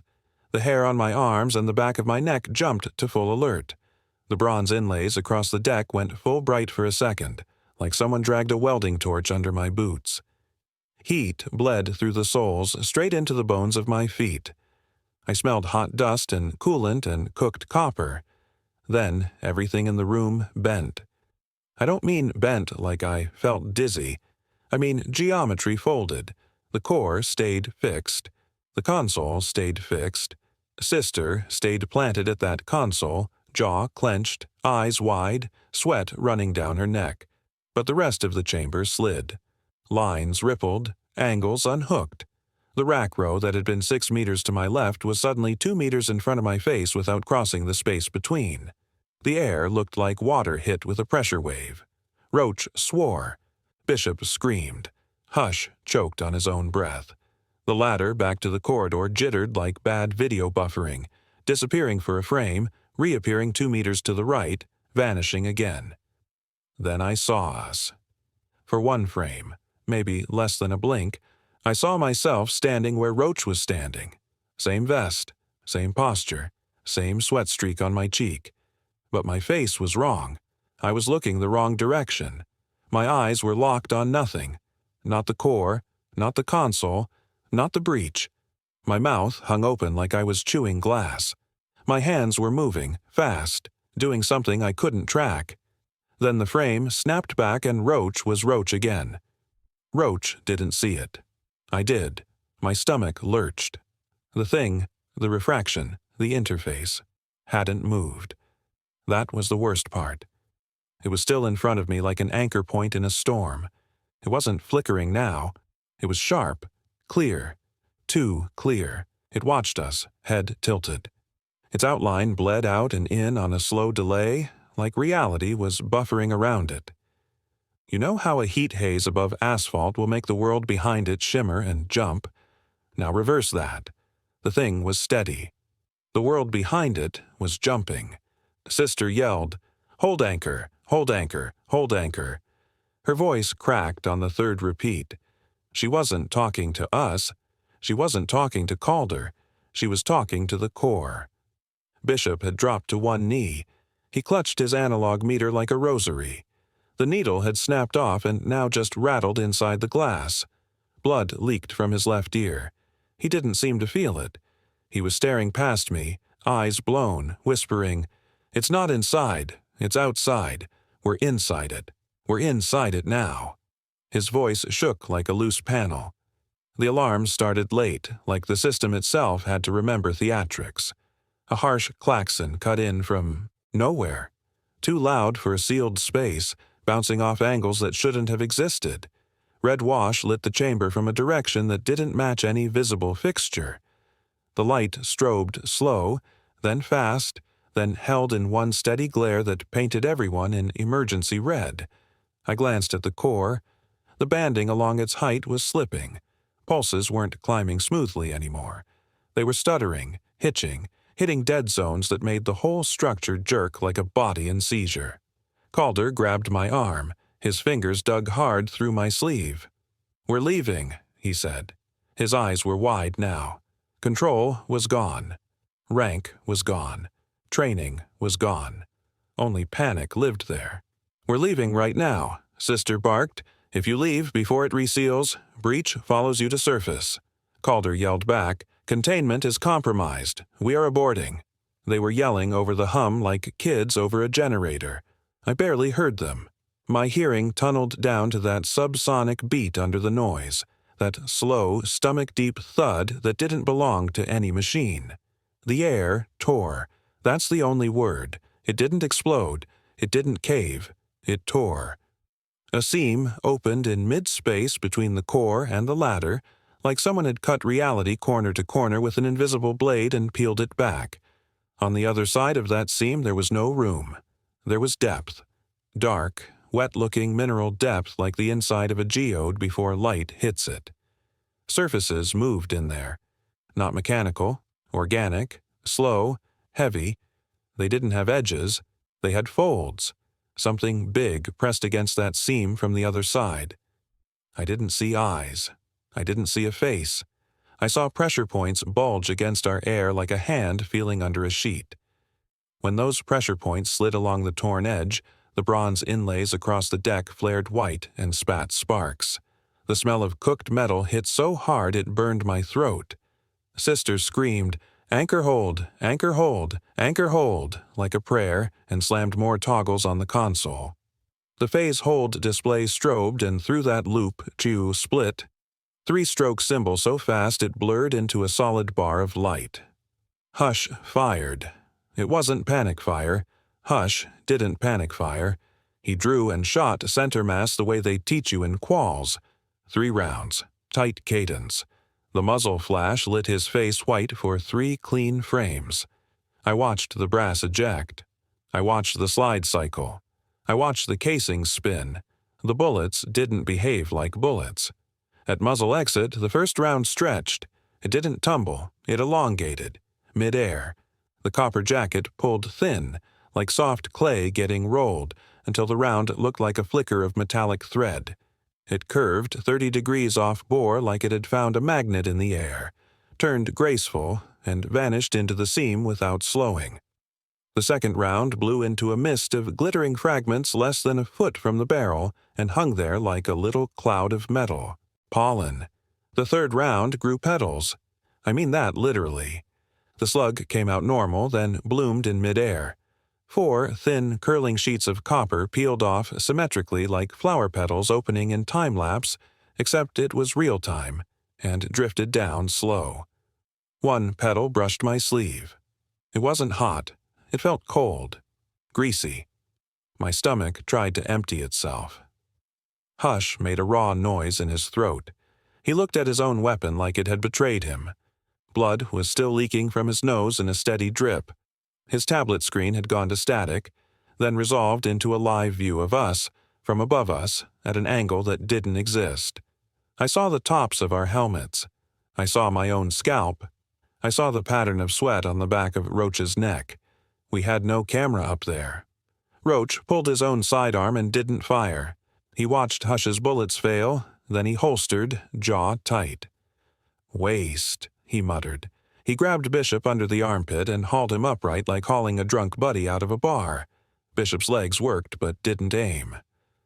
"We're out," Roach said in my ear. His voice sounded like gravel. Copies of us kept flickering at the edges of vision. I saw Bishop standing by the core, hands on the bone ring, forehead pressed against the flexing material, whispering something I couldn't hear. But Bishop was also right next to me, limp in Roach's grip, mouth hanging open, eyes rolled white. I saw Hush standing by the base of the ladder, tablet held high like he was capturing a signal, calm and upright. But Hush was also 3 steps in front of me, body bent at the waist like he'd taken a gut punch, tablet clutched to his chest like a life jacket. We were already coming apart. The room wasn't just folding, it was duplicating, lagging, offsetting versions of us into wrong coordinates and letting them bleed. The seam widened. A sound came through it. Not speech, concept, memory. It hit like a flood of images that weren't mine. I was 6 and running in a field behind base housing under a Midwest sky with jet noise high and steady and my father's voice yelling, "Don't go past the fence." I was 12, standing in a flooded culvert in the dark with a flashlight in my mouth and a frog in my hands and laughing with a friend I haven't met yet. I was 33, sitting in an on-base medical bay staring at x-rays of a lung that wasn't my lung, nodding at a doctor who wasn't speaking English, and feeling relief at being told, "Still clear." None of those happened to me. All of them felt real in my bones while they were happening in my head. Then they were gone, and I was back in the chamber gagging on coolant smell. The pressure spike hit next. My ears blew. White pain lanced from my sinuses to the back of my skull. For a second, I couldn't see, couldn't hear, couldn't breathe. The world went white-red like light behind eyelids. My knees finally gave. I went down hard on one palm and felt the deck plate vibrating under skin, through glove like a living thing. My teeth rattled. Vomit burned the back of my throat and I swallowed it because there was nowhere to put it except my own mask. Sister screamed, "Breach conditions! Breach conditions! Lock it! Lock it now!" Calder finally broke. "We are leaving," he shouted. "Now, now, now." He wasn't giving an order anymore. He was begging. The thing turned to face him. For the first time, its signal sharpened from neutral math to tone. The word slammed into the air like a blow.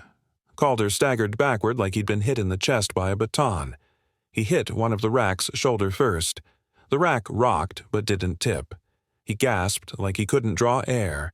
His eyes bulged. Spit foamed at the corner of his mouth. Sister didn't even look at him. She was staring at the phase hold display and chanting under her breath. Low, fast. The words weren't English. They weren't any language I knew. They were patterned like checklists. Loop, split, 3-stroke. Her hands moved over toggles and dials with mechanical precision the way Hush worked his tablet. For a second I thought, she's not legal. She's not oversight. She's interface crew. The core locked. That's what it felt like. 1 second it was seizing, slamming up and down its own frequency range, jerking the ring at its base so hard the gray, not concrete flexed and strained. The next second it froze mid-pulse like someone had cut main power. The bronze inlays across the deck went dark. The hum under the floor dropped to a sub-bass shudder that made my guts roll. The seam in the air hung open for a heartbeat longer, like a wound that didn't know it had been stitched, then snapped shut with a dry crack that tasted like sparks. Everything stopped. No hum, no alarm, no strobe. The chamber dropped into a dead, wet silence that felt like being under 6 feet of water. I realized I was on my knees. My palms were pressed flat to hot plate. My throat burned. My head pounded. My heart hammered so hard my vision pulsed with it. Calder was on his back by the rack, gasping like a landed fish. Sister was still on her feet, hands braced on the console, shoulders shaking. Bishop hung in Roach's grip, limp and slick with sweat. Hush stood hunched over, tablet to his chest, blood running steady from his nose and both ears now. The thing was gone. Not dissolved, not faded, gone. No shimmer, no delay, no trace, just empty air in the spot where it had been. The phase hold display steadied. The loop split, 3-stroke glyph cycled slow again. Mass lock stopped flashing and held solid. Flow still jittered. Sister lifted her head. Her eyes were wide, wet, furious, scared, human. "We're done," she said. Her voice was raw. "Up. Now. Move. Move." Roach didn't wait for Calder. He hauled Bishop toward the ladder. I grabbed Hush by the strap on his rig and pulled. Hush moved. His legs worked, but his eyes weren't tracking us. He kept whispering dates, and places and numbers under his breath like a scanner stuck on fast forward. Thule Air Base, 1968, ice sheet contamination radius, no public record, pilot lived 3 hours after exposure, he mumbled. Placentia Bay, 1959, sonar return with negative timestamp, Navy called it thermal layer. We ran for the ladder. The room stayed wrong. Distances didn't line up. One step would take you 2 meters. The next step would barely move you at all. My sense of up felt tilted 5 degrees to the left, like a ship in chop. The ladder kept slipping in and out of true position by half a body length, like 2 frames fighting for dominance. Every time it jumped, I felt nausea punch my gut like hot knives. I hit the ladder and grabbed a rung and felt nothing. My hand closed, my glove folded, my muscles engaged, but there was zero tactile feedback. No metal, no grit, no heat. Then it snapped in, and I felt cold steel under my palm and grease smearing into the glove fabric. My stomach lurched again. Hush jammed in under me, shoved his tablet into his vest and started climbing like a machine, jerky and fast. We didn't look back at the core. We climbed for surface like drowning men kicking for air, and then, and this is the part I can't explain even to myself, I blinked and we were topside. There was no transition, no tunnel, no shaft, no 20, 30, 40 meters up steel rungs with sweat in my eyes and Bishop crying and Roach swearing and Calder begging and Sister screaming. Timing codes. My brain expected that. My muscles had braced for that. It didn't happen. One frame I was on the ladder with heat like a server farm breathing on my face and metal taste on my tongue. Next frame my boots hit cold Ohio night air. My knees buckled on wet concrete. I caught myself on my hands and sucked in a lungful of outside like it was the first oxygen I'd ever had. My throat burned like I'd swallowed bleach. The taste of coolant and cooked copper still clung to the back of my tongue, but now there was jet fuel in the air again, and damp wind, and the distant whine of a generator cart. I could see my breath. It came out in tight white plumes. The slab under my palms felt like normal poured Air Force concrete. Rough, grippy, cold. We were back on the pad. The hatch ring was sealed. Not closing, sealed. The lid sat flush, radial teeth locked, burn scoring cooling from dull orange back to black. Steam curled in slow threads from the seam where Roach had cracked it. That seam now looked like it hadn't been touched in years. The mechanical spreader lay on its side next to my knee. It was warped.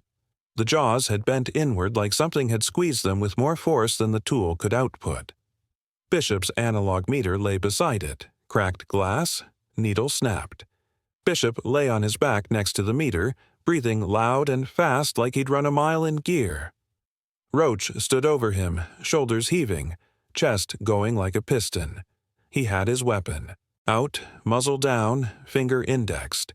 His eyes were wide and glassy. His jaw moved like he was trying to talk and couldn't. Calder was on his knees by the edge of the slab. He threw up hard. It sounded wet and desperate, like he was emptying more than a stomach. His hands shook against the concrete. Steam bled off his shoulders in the cold air. He looked smaller than he'd looked below. Hush was standing. For 1 second I thought he was fine. He was upright. He had his tablet clutched to his chest. He was breathing steady through his mouth. The blood that had been running from his nose and ears was gone. His skin looked clean. Too clean. No streaks, no smear. His face was pale and slack like he'd just come up from anesthesia. Then he spoke. The sound that came out was not his voice. Hush had a normal human voice, mid-register, quiet, always a little bored. When he talked now, what came out of his mouth sounded like modem noise from a nightmare. High-speed data through a throat, stacked carrier tones, ultrasonic hiss, packet bursts, low-band rumble, all at once. It wasn't random. It had cadence, pulse. You could feel intention in it. The back of my neck prickled. My jaw clenched on reflex like I wanted to protect my fillings. "Hush," I said. My own voice sounded scraped raw. "Hush. Status." He turned his head toward me. His eyes tracked me perfect. His pupils were normal size. Recognition sat there. He knew me. He raised one hand and held up 3 fingers, then pointed down, then made a slow circle in the air. Standard, secure, perimeter, watch, hand signal. Then he opened his mouth again and that carrier stream poured out like a radio stuck between nets. Roach flinched. "Jesus," he whispered. "Hush. Shut it. You're bleeding signal." Hush tilted his head like he'd heard English and understood intent. He closed his mouth. The noise cut. What was left in the air felt like tinnitus. Bishop whimpered. "My hand," he said. Guys, my hand." I looked. It took my brain a second to understand what I was looking at because there was no blood. There should have been blood. There was none. Bishop's right arm ended at mid-forearm in a clean, smooth seal. No jagged edge, no torn tissue. Just a pale, featureless curve like someone had poured him into a mold and forgot to add the rest of the limb. The skin, if you could call it skin, blended from normal forearm hair and sweat and pores into this blank, sealed surface with no seam. It looked healed, old, like it had always been that way. His left hand gripped the smooth end like he was trying to convince himself it wasn't real. His eyes were wide and red-rimmed. He was breathing too fast. Little panicked gasps. I had a hand," he said. "I had a hand." His voice pitched up and broke. Roach crouched by him. He put one hand on Bishop's shoulder, firm. "You still got the good arm," he said. His voice shook on the last word. He swallowed it and forced calm. "You're alive. You're up. You're breathing. You're fine." He said, "You're fine," like a tourniquet. Bishop shook his head, eyes filling. "I can feel fingers," he whispered. "I can feel fingers that aren't there. I can feel my ring. I don't wear a ring." His voice cracked. "I never wore a ring." That landed in my gut like a punch. He'd been given phantom memory. A ring that never existed. A marriage that wasn't his. The cost the thing had promised him. You leave. You keep memory. You keep timeline. You lose structure. Bishop had walked out with his mind intact and his body wrong. Hush had walked out with his structure intact and his voice replaced by data. Roach tried to talk and no sound came out. At first I thought he was just choked up. Then I saw his throat. There was a faint bruised dark ring around the base of his neck just above the collarbone, like a pressure line from a strap that had been cinched too tight. He opened his mouth again and pushed air. His face went red with effort. Nothing. Not even a rasp. His eyes went wild. He slammed one fist into the concrete and let out a silent scream that shook his whole body. That was his cost. You leave. You keep will. You keep aggression. You lose voice. He'd kept everything except his ability to throw sound. He was alive and already weaponized. I looked down at my own hands. They were shaking. Dirt under the nails. Ash ground into the glove fabric.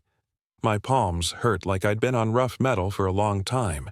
My knees ached like I'd knelt too long. I flexed my fingers. They worked. I swallowed. My throat still tasted like coolant. My head pounded. I reached into my chest, the way you reach for a wallet without thinking, and looked for Mara. Nothing. Not a blank. A patch. I could remember my apartment. I could remember my couch. I could remember light off the cheap TV I'd been meaning to replace. I could remember takeout containers on the coffee table. Noodles, sauce, plastic fork still in the lid. I could remember someone's laugh across that couch. I could remember the glow of 2 little flicker candles on the shelf by the window. I could feel the shape of an easy domestic joke in the room, like the kind couples trade without thinking. But I couldn't pull her face into focus. Every time I reached for it, my brain slid. The laugh went generic. The posture on the couch went placeholder.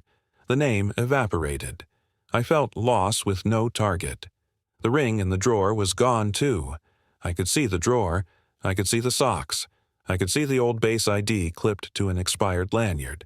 But when I tried to see the ring, my head throbbed and my stomach rolled and something in me whispered, "No ring. Never was a ring. You remember wrong." The worst part was that whisper sounded like my own voice. Tears stung my eyes. Instant. Hot. I wiped them away with the back of my glove, angry. I wasn't crying because I was hurt. I was crying because something had reached into my life and ripped out the center and smoothed the edges like it had never been there. Anchored attachment outside. Origin. The cost banked. You leave, you keep shape, you keep mobility, you keep speech, you lose origin. I was standing on Air Force concrete at 02 something in Ohio, and I couldn't remember the woman I was supposed to marry. Calder stumbled to his feet. His face looked waxy under the sodium light. His eyes were bloodshot. Spit clung to his chin. He was shaking like he was cold. He jabbed a finger at Sister. His voice came out hoarse. "This is contained," he said. It wasn't a statement. It was a demand. Say it. Say containment is intact. Say anchor held.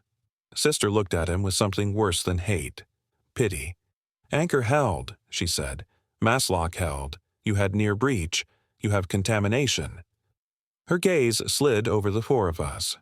"You have 4 assets," she said. 1 compromised voice. 1 compromised structure. 1 compromised chronology. 1 compromised origin. Hush made that carrier noise again. Soft.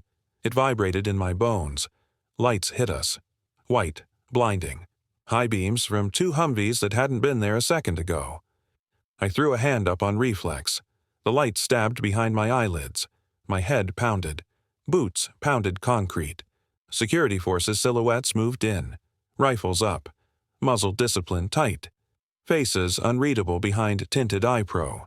They formed a half circle around us like this was all just another controlled extraction from a hot site. Hands where we can see them. One of them barked. His voice sounded calm. Rehearsed, not panicked. "Hands, hands, hands." Roach bared his teeth and lifted his hands slow. Bishop lifted his one hand and his smooth-sealed stump. He made a sobbing noise when he saw it again. Hush lifted both arms and that carrier noise spiked like a modem handshake. The security forces guy closest to him flinched like he'd been tasered. They moved us fast. No field medical, no blankets. No, "Are you okay?"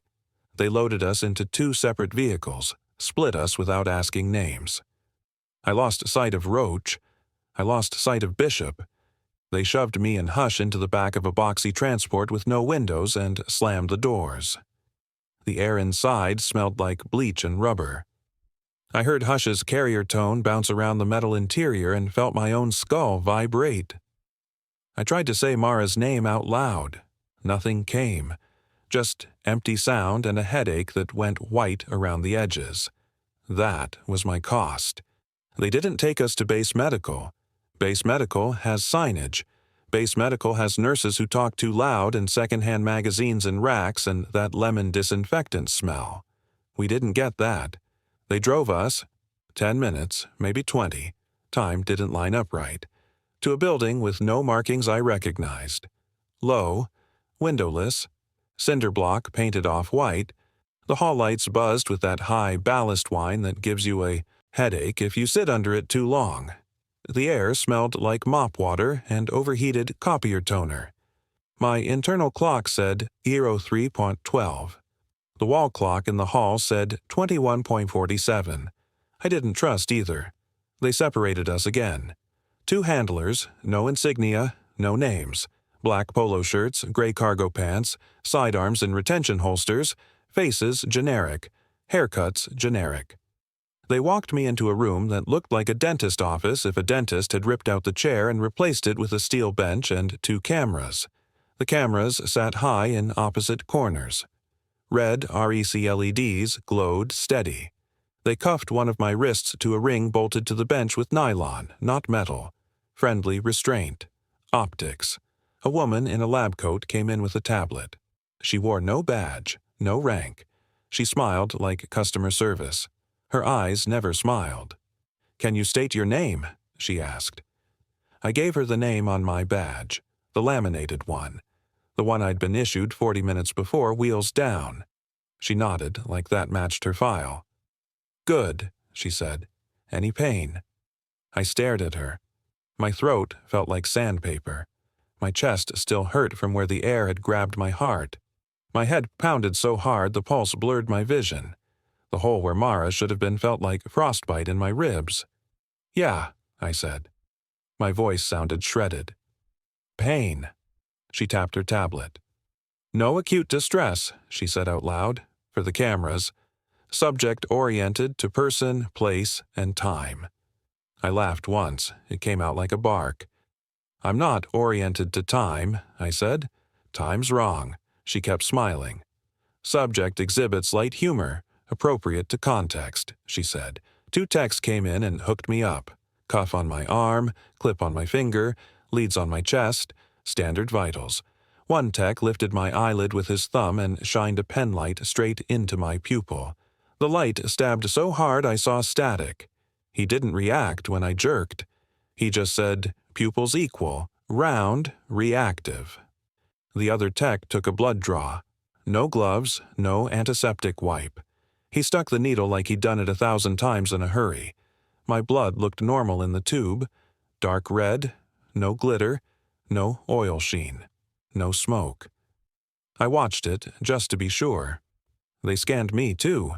Portable unit on a rolling stand. Looked like an X-ray married to a dental imager. The machine hummed. Ozone bit the back of my throat again. The screen flashed images of my chest, skull, arms. I saw cross-sections of my own ribs. I saw my own sinus cavities. I saw my teeth as pale arcs. I leaned forward and squinted. I half expected to see a tag, a foreign mass, a growth, a ring around my heart marked Property USAF. I saw nothing. Clean. The woman in the lab coat nodded like that confirmed her expectation. "No foreign bodies," she said, still for the camera. "No trauma inconsistent with routine exertion. No abnormal signatures." She tapped the tablet. "Subject cleared." "Cleared for what?" I said.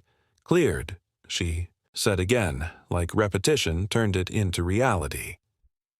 They didn't let me ask about Mara. I tried. I opened my mouth. "I need to call." The woman cut me off with a head tilt and a patient smile that felt like a blade. "We've notified your emergency contact that you are delayed by routine security processing," she said.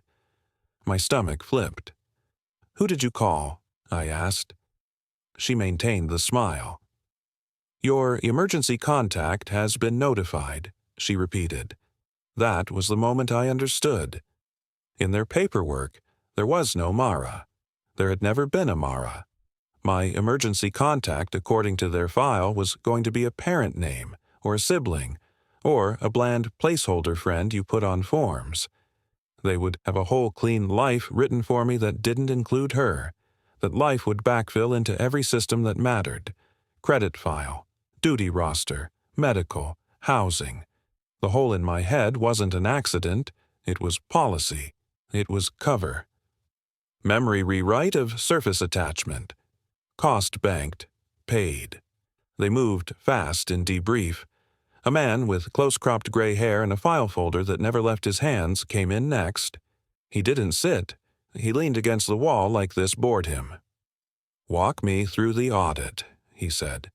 His tone was casual, friendly, like coworkers catching up in a break room. "Start with arrival, confirm inventory, confirm seals, confirm no deviation from assigned walkway, confirm no exposure beyond baseline industrial." I stared at him. "There was breach," I said. He shook his head, sympathetic, like he was humoring a drunk. "Negative," he said. "No breach conditions. We recorded a minor fluctuation in coolant flow. That's routine. You remained within safe working parameters at all times." I felt my jaw clench. "We lost Bishop's hand," I said. He smiled. "Sergeant Bishop experienced a transient dissociative episode," he said. His voice stayed calm. "We evaluate that sometimes during high-stress drills.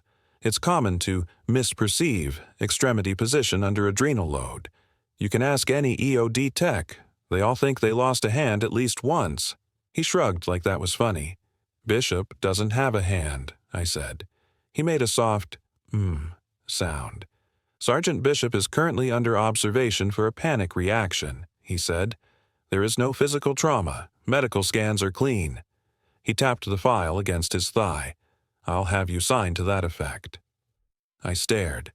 My tongue tasted like metal again. My heart thudded in my throat. "Hush, can't talk," I said. The man nodded. "Comm specialist experienced a minor vocal cord spasm due to airborne irritant at the worksite," he said. "Likely glycol vapor. We've seen that before around aging coolant loops. He'll be back on net in a few hours. No injury of record." "Hush is making modem sounds," I said. My voice came out louder than I meant it to. My cuffed wrist jerked against the nylon and the bench rattled. "He's talking in radio. He's broadcasting. That's not a spasm." The man smiled again. "Patient. Practiced. Sometimes after long-duration exposure to certain carrier frequencies," he said, "operators will hear phantom signal bleed. The brain tries to make sense of it. It can sound like verbalization. It's a known psychological artifact. We'll log it. It's nothing to flag." I felt something hot rise in my chest. Rage. Clean. Simple. It cut through the headache like a blade through paper. "We saw something," I said. My voice dropped low. "You know we saw something. You brought us to it. You fed it. You made a deal. It talked to us.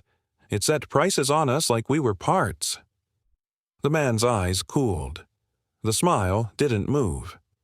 "You saw secured infrastructure under evaluation for refurbishment and expansion," he said. He didn't miss a beat. "You observed legacy hardware bonded to updated control racks, as briefed. You noted minor anomalous readings common to older sites with incomplete EMI shielding. You did not encounter, engage, converse with, or receive terms from any foreign actor." He let that last phrase hang. "Do you understand?" That wasn't a question. That was doctrine sliding into throat. He flipped the folder open and pulled out a form. He held it where I could see but not reach. I recognized the layout. Standard after-action witness statement, nuclear surety annex. My name, the badge name, was already typed in. The date field was blank. The time field was blank. The narrative block was full. It said exactly what he'd just said in sterile controlled language. It ended with, "No evidence of breach. Containment maintained. All team members returned without incident. One subject observed transient stress response, no physical injury noted. Recommend clearance for expansion approval. I laughed. It sounded ugly, dry, mean. He didn't flinch. Sign, he said. I looked at the camera in the corner. Red LED steady.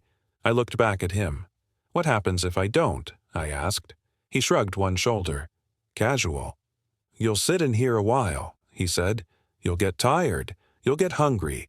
You'll start to doubt your own recall because human recall degrades fast without reinforcement. You'll build false memory to patch gaps. We'll come back in 2 hours. You'll sign then. This way is easier. My mouth went dry.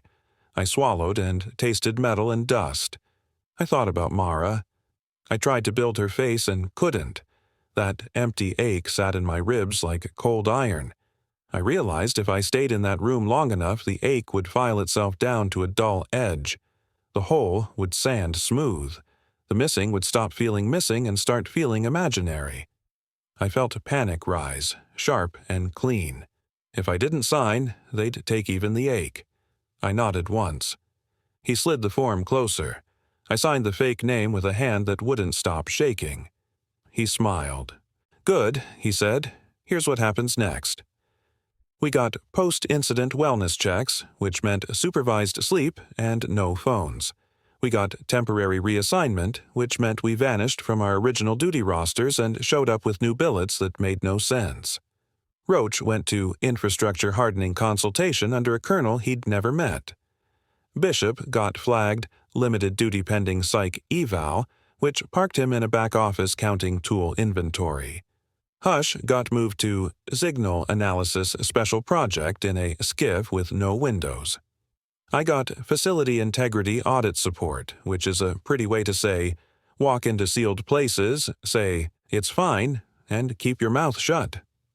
3 days later, Bishop's official record said congenital limb variance, like he'd been born that way. Hush had a temporary comms blackout tag on his file that read, throat irritation, no lasting impact. Roach had a notation on his medical access that said, voice strain, limit shouting.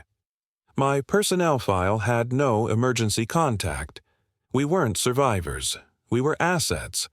I am not the first person to hear this story. I am not the first person to try to run it up a chain and get told to sit down.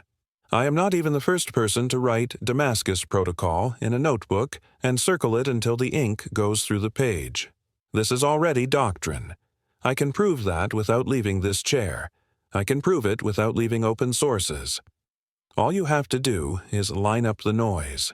June 18, 1982. Falklands. British Special Operations go silent for 9 hours in a sector the public maps as scrub and rock. The unit is flagged SAS Detachment Material Recovery. That is what the MOD still calls it, material recovery. The only 2 men who lived long enough to talk about it both described the same thing in different years to different interviewers. Thick heat underground in cold air, a hum you feel in your bones, and a door that was not a door. One of them says on tape, we were told to witness, we were told compliance, we were told not to answer it if it talked. Witness, compliance. That wording is not random. That wording shows up again under WRIGHT PATT. I taste copper in my mouth just saying it. August 3, 1994, Murmansk Oblast. Severed radar node out past the rail line. The Soviet Union is already dead on paper by then, but Spetsnaz doesn't evaporate just because a flag falls. A 4-man team gets flown in on dead paperwork to evaluate legacy over-the-horizon array components for salvage and decommission. That is the Russian phrasing. It translates almost exactly to audit for handoff. They cut through permafrost with diesel heaters. The ground steams in Arctic air. Thermal imagers read open void, where the site plan says solid granite. One operator walks out without his voice. Another walks out with his right arm ending in a glossy smooth seal at mid-forearm and is written up in internal notes as amputee, prior service accident. There is one line in that same note that still lives in a Russian archive. Anchor remains within tolerance. Phase error under 3%. Breach averted. Mass debt banked. You do not get that phrase by accident. Someone taught them that. March the 12th, 1968. North Star Bay, Greenland. Official story. A bomber incident scatters special weapons debris into the ice near Thule Air Base and triggers an international cleanup exercise for nuclear materials accountability. The public record stops at radiological hazard contained. The USAF after action that never made print goes further. It talks about deep cavity access below ice shelf inconsistent with drilling records, prolonged field exposure to low-frequency carrier not generated by USAF assets, and one technician initially listed deceased, recovered ambulatory with disorientation, anomalous speech, and non-human cadence. Non-human cadence. That is polite language for his mouth made modem noise. If you listen to the raw tape from that window, and I have, you can hear it under the radio chatter. It's faint. It's layered under wind hiss and engine knock. It still makes the fillings in your teeth hum. October 9th, 2003. Off the coast of Tierra del Fuego. A Chilean Navy destroyer logs a sonar return at 2300 hours that doesn't behave like an acoustic return. It assigns negative range. Negative range. The contact appears inside the hull for 6 seconds, moves through bulkheads without attenuation, then vanishes. The sonar tech of record gets medevaced ashore and disappears into joint technical debrief under foreign liaison status. He comes back 3 days later and writes a resignation letter that reads like a confession. 2 lines in his resignation jump out. The water opened wrong, and we were told the bridge held and the price was paid. Bridge. Price. You don't talk about the ocean like that unless you have seen a seam open in mid-water and something living on the other side push against your air. November 22nd, 1985. Dew Line site on the Arctic Rim. Old radar huts. Cold War steel, rusted and ringing with wind. The site log calls it a radiological cold weather drill. Standard cover. A USAF inspection team with a made-up badge string gets flown in on a C-130 that nobody logged in base traffic. Ground temperature is minus 22 Celsius. The site crew records plus 30 Celsius on an unpowered slab with fresh concrete seams and foreign metallurgy inconsistent with domestic pour pattern. One corporal refuses to go inside the structure. He says, direct quote, "I heard voices in the fans, and they were not in English, and they were not on any band I own." His sergeant writes him up for insubordination. 2 weeks later, that corporal rotates home. His wife files an IG complaint that says he came back acting like himself but using dates that didn't happen. He tries to tell her about their first child. They do not have a child. April 14th, 2011. A classified U.S. Navy SOSUS node in the Pacific is pulled offline for cable maintenance after operators log a wideband carrier inside an acoustic channel that should only carry low-frequency ocean noise. A junior tech notes that the signal pulsed in triads: loop, split, 3-stroke, pause.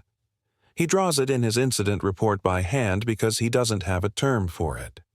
When I overlay his little hand-drawn symbol on the burned geometry lace described in that shaft, it matches. It is not just similar.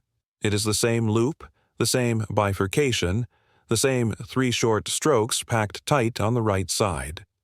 That report vanishes out of the Navy record 1 month later. The junior tech's career path jumps tracks. He never touches open ocean listening gear again. He gets reassigned to under-ice acoustic anomaly analysis in a program that does not exist in any public Navy budget.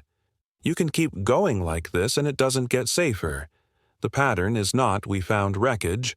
The pattern is not we found a craft. The pattern is we found an opening. It is always the same skeleton painted a different color. Remote site. Plausible cover. Small entry team with weird badge strings and an inspection story that sounds technical enough that everyone else on base tunes it out. descent through a hatch that doesn't match the era, heat underground where cold air sits on the surface, the hum in your teeth, the symbols that hurt to look at, control hardware that looks welded together out of stolen time, bronze frames hardwired into modern racks, analog dials reading in something that is not volts or PSI, a console with English labels bolted onto metal that predates English. One word stamped on a plate in block white stencil over an older name somebody scraped, Damascus Protocol. And always the same exchange language in the cleanup notes, always in the passive voice. Biological supplement delivered. Anchor held within tolerance. Mass debt banked. Always some version of no physical trauma observed, no abnormal signatures. That is what gets filed. That is what gets locked. But then you look 2 lines down and you see crew reassigned to limited duty, subject cleared for special projects, subject's speech noted atypical but functional. Subject exhibits transient dissociative narrative requiring reintegration counseling. You read that across 40 years and 3 flags and 2 oceans, and you stop calling it coincidence. You start calling it logistics. I want to underline one detail. Every one of those events involves either nuclear adjacency or nuclear infrastructure, strategic bomber wing, warhead custody, Arctic radar tied into early warning, under-ice acoustic listening posts for submarine tracking. You don't get this near farms. You don't get this near malls. You get it near systems built to watch the sky and watch the water and promise national survival in under 5 minutes. That is not superstition. That is intent. We are integrating containment into our most sensitive kill chains. We are plugging something alive into grid power and letting it hold hands with our launch protocols. I used to think the story was about WRIGHT, PATT. I don't anymore. WRIGHT, PATT is just the cleanest cutaway because Lace lived long enough to hand me words. This isn't a base secret. This is a network. This is a rollout. You scale a network. You normalize a network. You write it into doctrine, and then you bury doctrine under acronyms, and you wait 20 years, and then you act like it was always there. I am telling you calmly, right now, in present tense, with the air in this room tasting like hot dust off my laptop fan and the hum in my wall from an old transformer coil, that Damascus Protocol is not a one-off. It is a template. It is deployed. It has rules. It charges a cost. It keeps books. It remembers debt. It calls our people assets. And it doesn't think it's the intruder. We are. I know that because of what is happening in this room as I speak.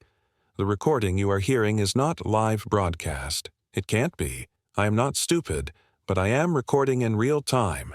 Present tense. No edits. No overdub. I am sitting in a rented room with cinder block walls painted beige and a window unit air conditioner that rattles when it cycles. The air smells like old carpet, spilled coffee, and the faint ozone sting you get when a cheap surge protector runs too hot.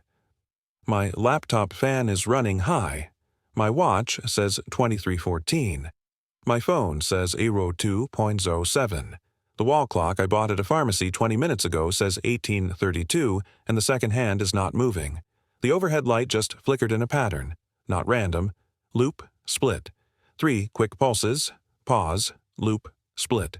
3 quick pulses, pause, that same cadence. Damascus cadence. Phase hold cadence. It is in my ceiling fixture now. It is in $9 hardware from a hardware aisle. I unscrewed the bulb and it kept flickering in my hand.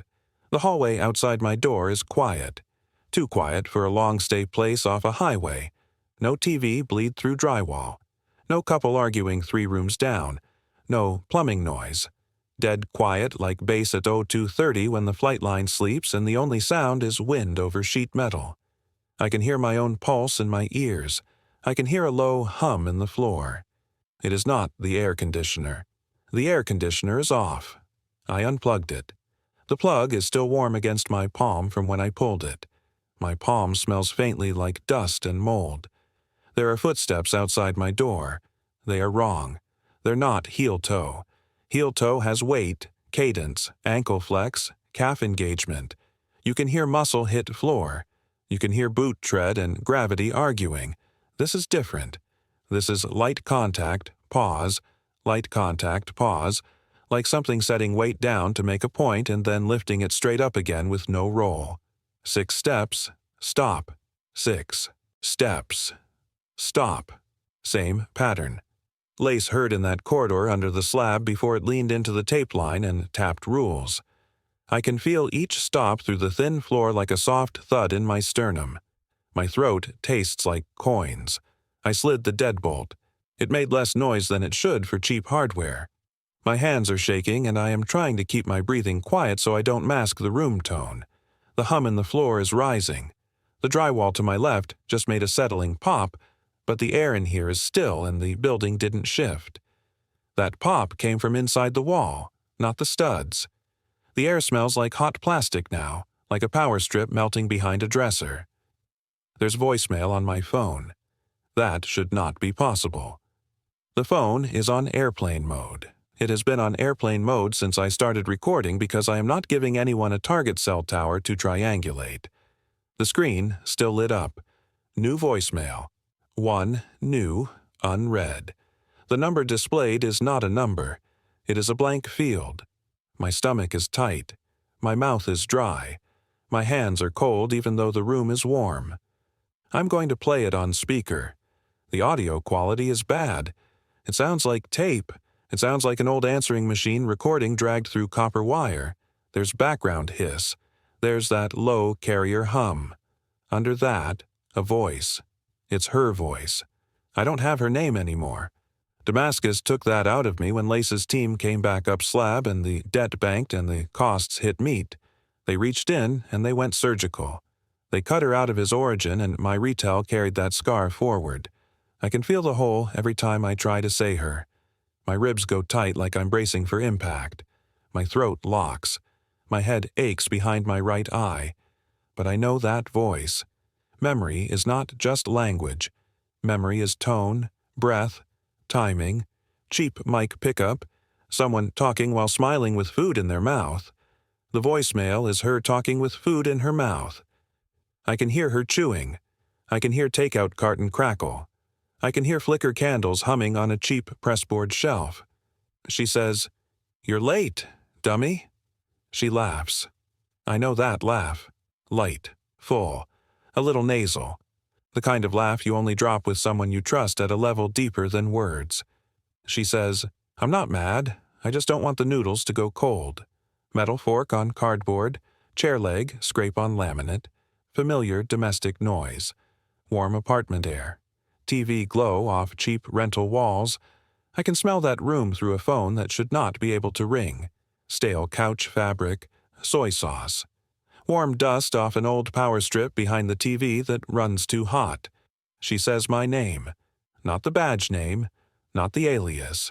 My real name. The one I am not printing in this testimony. The one I did not tell you. The one I did not tell anyone in this chain. She says it soft. She says, "Hey, hey. Eyes up. You're okay. You're coming back up the ladder. You're fine. Just breathe and come back up the ladder. I'm right here. I'll keep the light on." Then there's a sound behind her. Bare, soft, 6-step cadence across laminate. She stops talking. The line fills with carrier hiss. You can hear her inhale. You can hear her swallow. The hum creeps up the gain until it overwhelms the mic. The message ends mid-breath. The timestamp on the voicemail says it was left 18 minutes from now. Something is pressing against the other side of my door. The wood flexes in, not out. The cheap hollow core panel bows slow and holds there like a hand is resting against it. The bolt hums like a tuning fork. The paint around the strike plate is starting to spiderweb from pressure. The floor hum deepens. I can feel it up through the legs of the chair. My fillings ache. The overhead light pulses again. Loop, split, 3-stroke, faster now, urgent now. That cadence is everywhere, in the base under Hangar B, in a Soviet radar hut in 1994, in Arctic ice, in Navy sonar, in the light bulb over my head. I used to think it was containment language. I don't think that anymore. I think it's counting. I can hear breathing through the door. It isn't human breathing. Human breathing comes in chest rise, chest fall, with little throat catches and nose whistle and diaphragm push. This is steady, regulated, machine smooth, like an air compressor cycling, in, hold, out, hold. No variance, no cough, no swallow, no shift. There's a noise under that breathing, barely there. You'd miss it if the room weren't this quiet and the air weren't this still. A thin, high tone, right at the edge of hearing, that shapes itself like speech without ever resolving into words.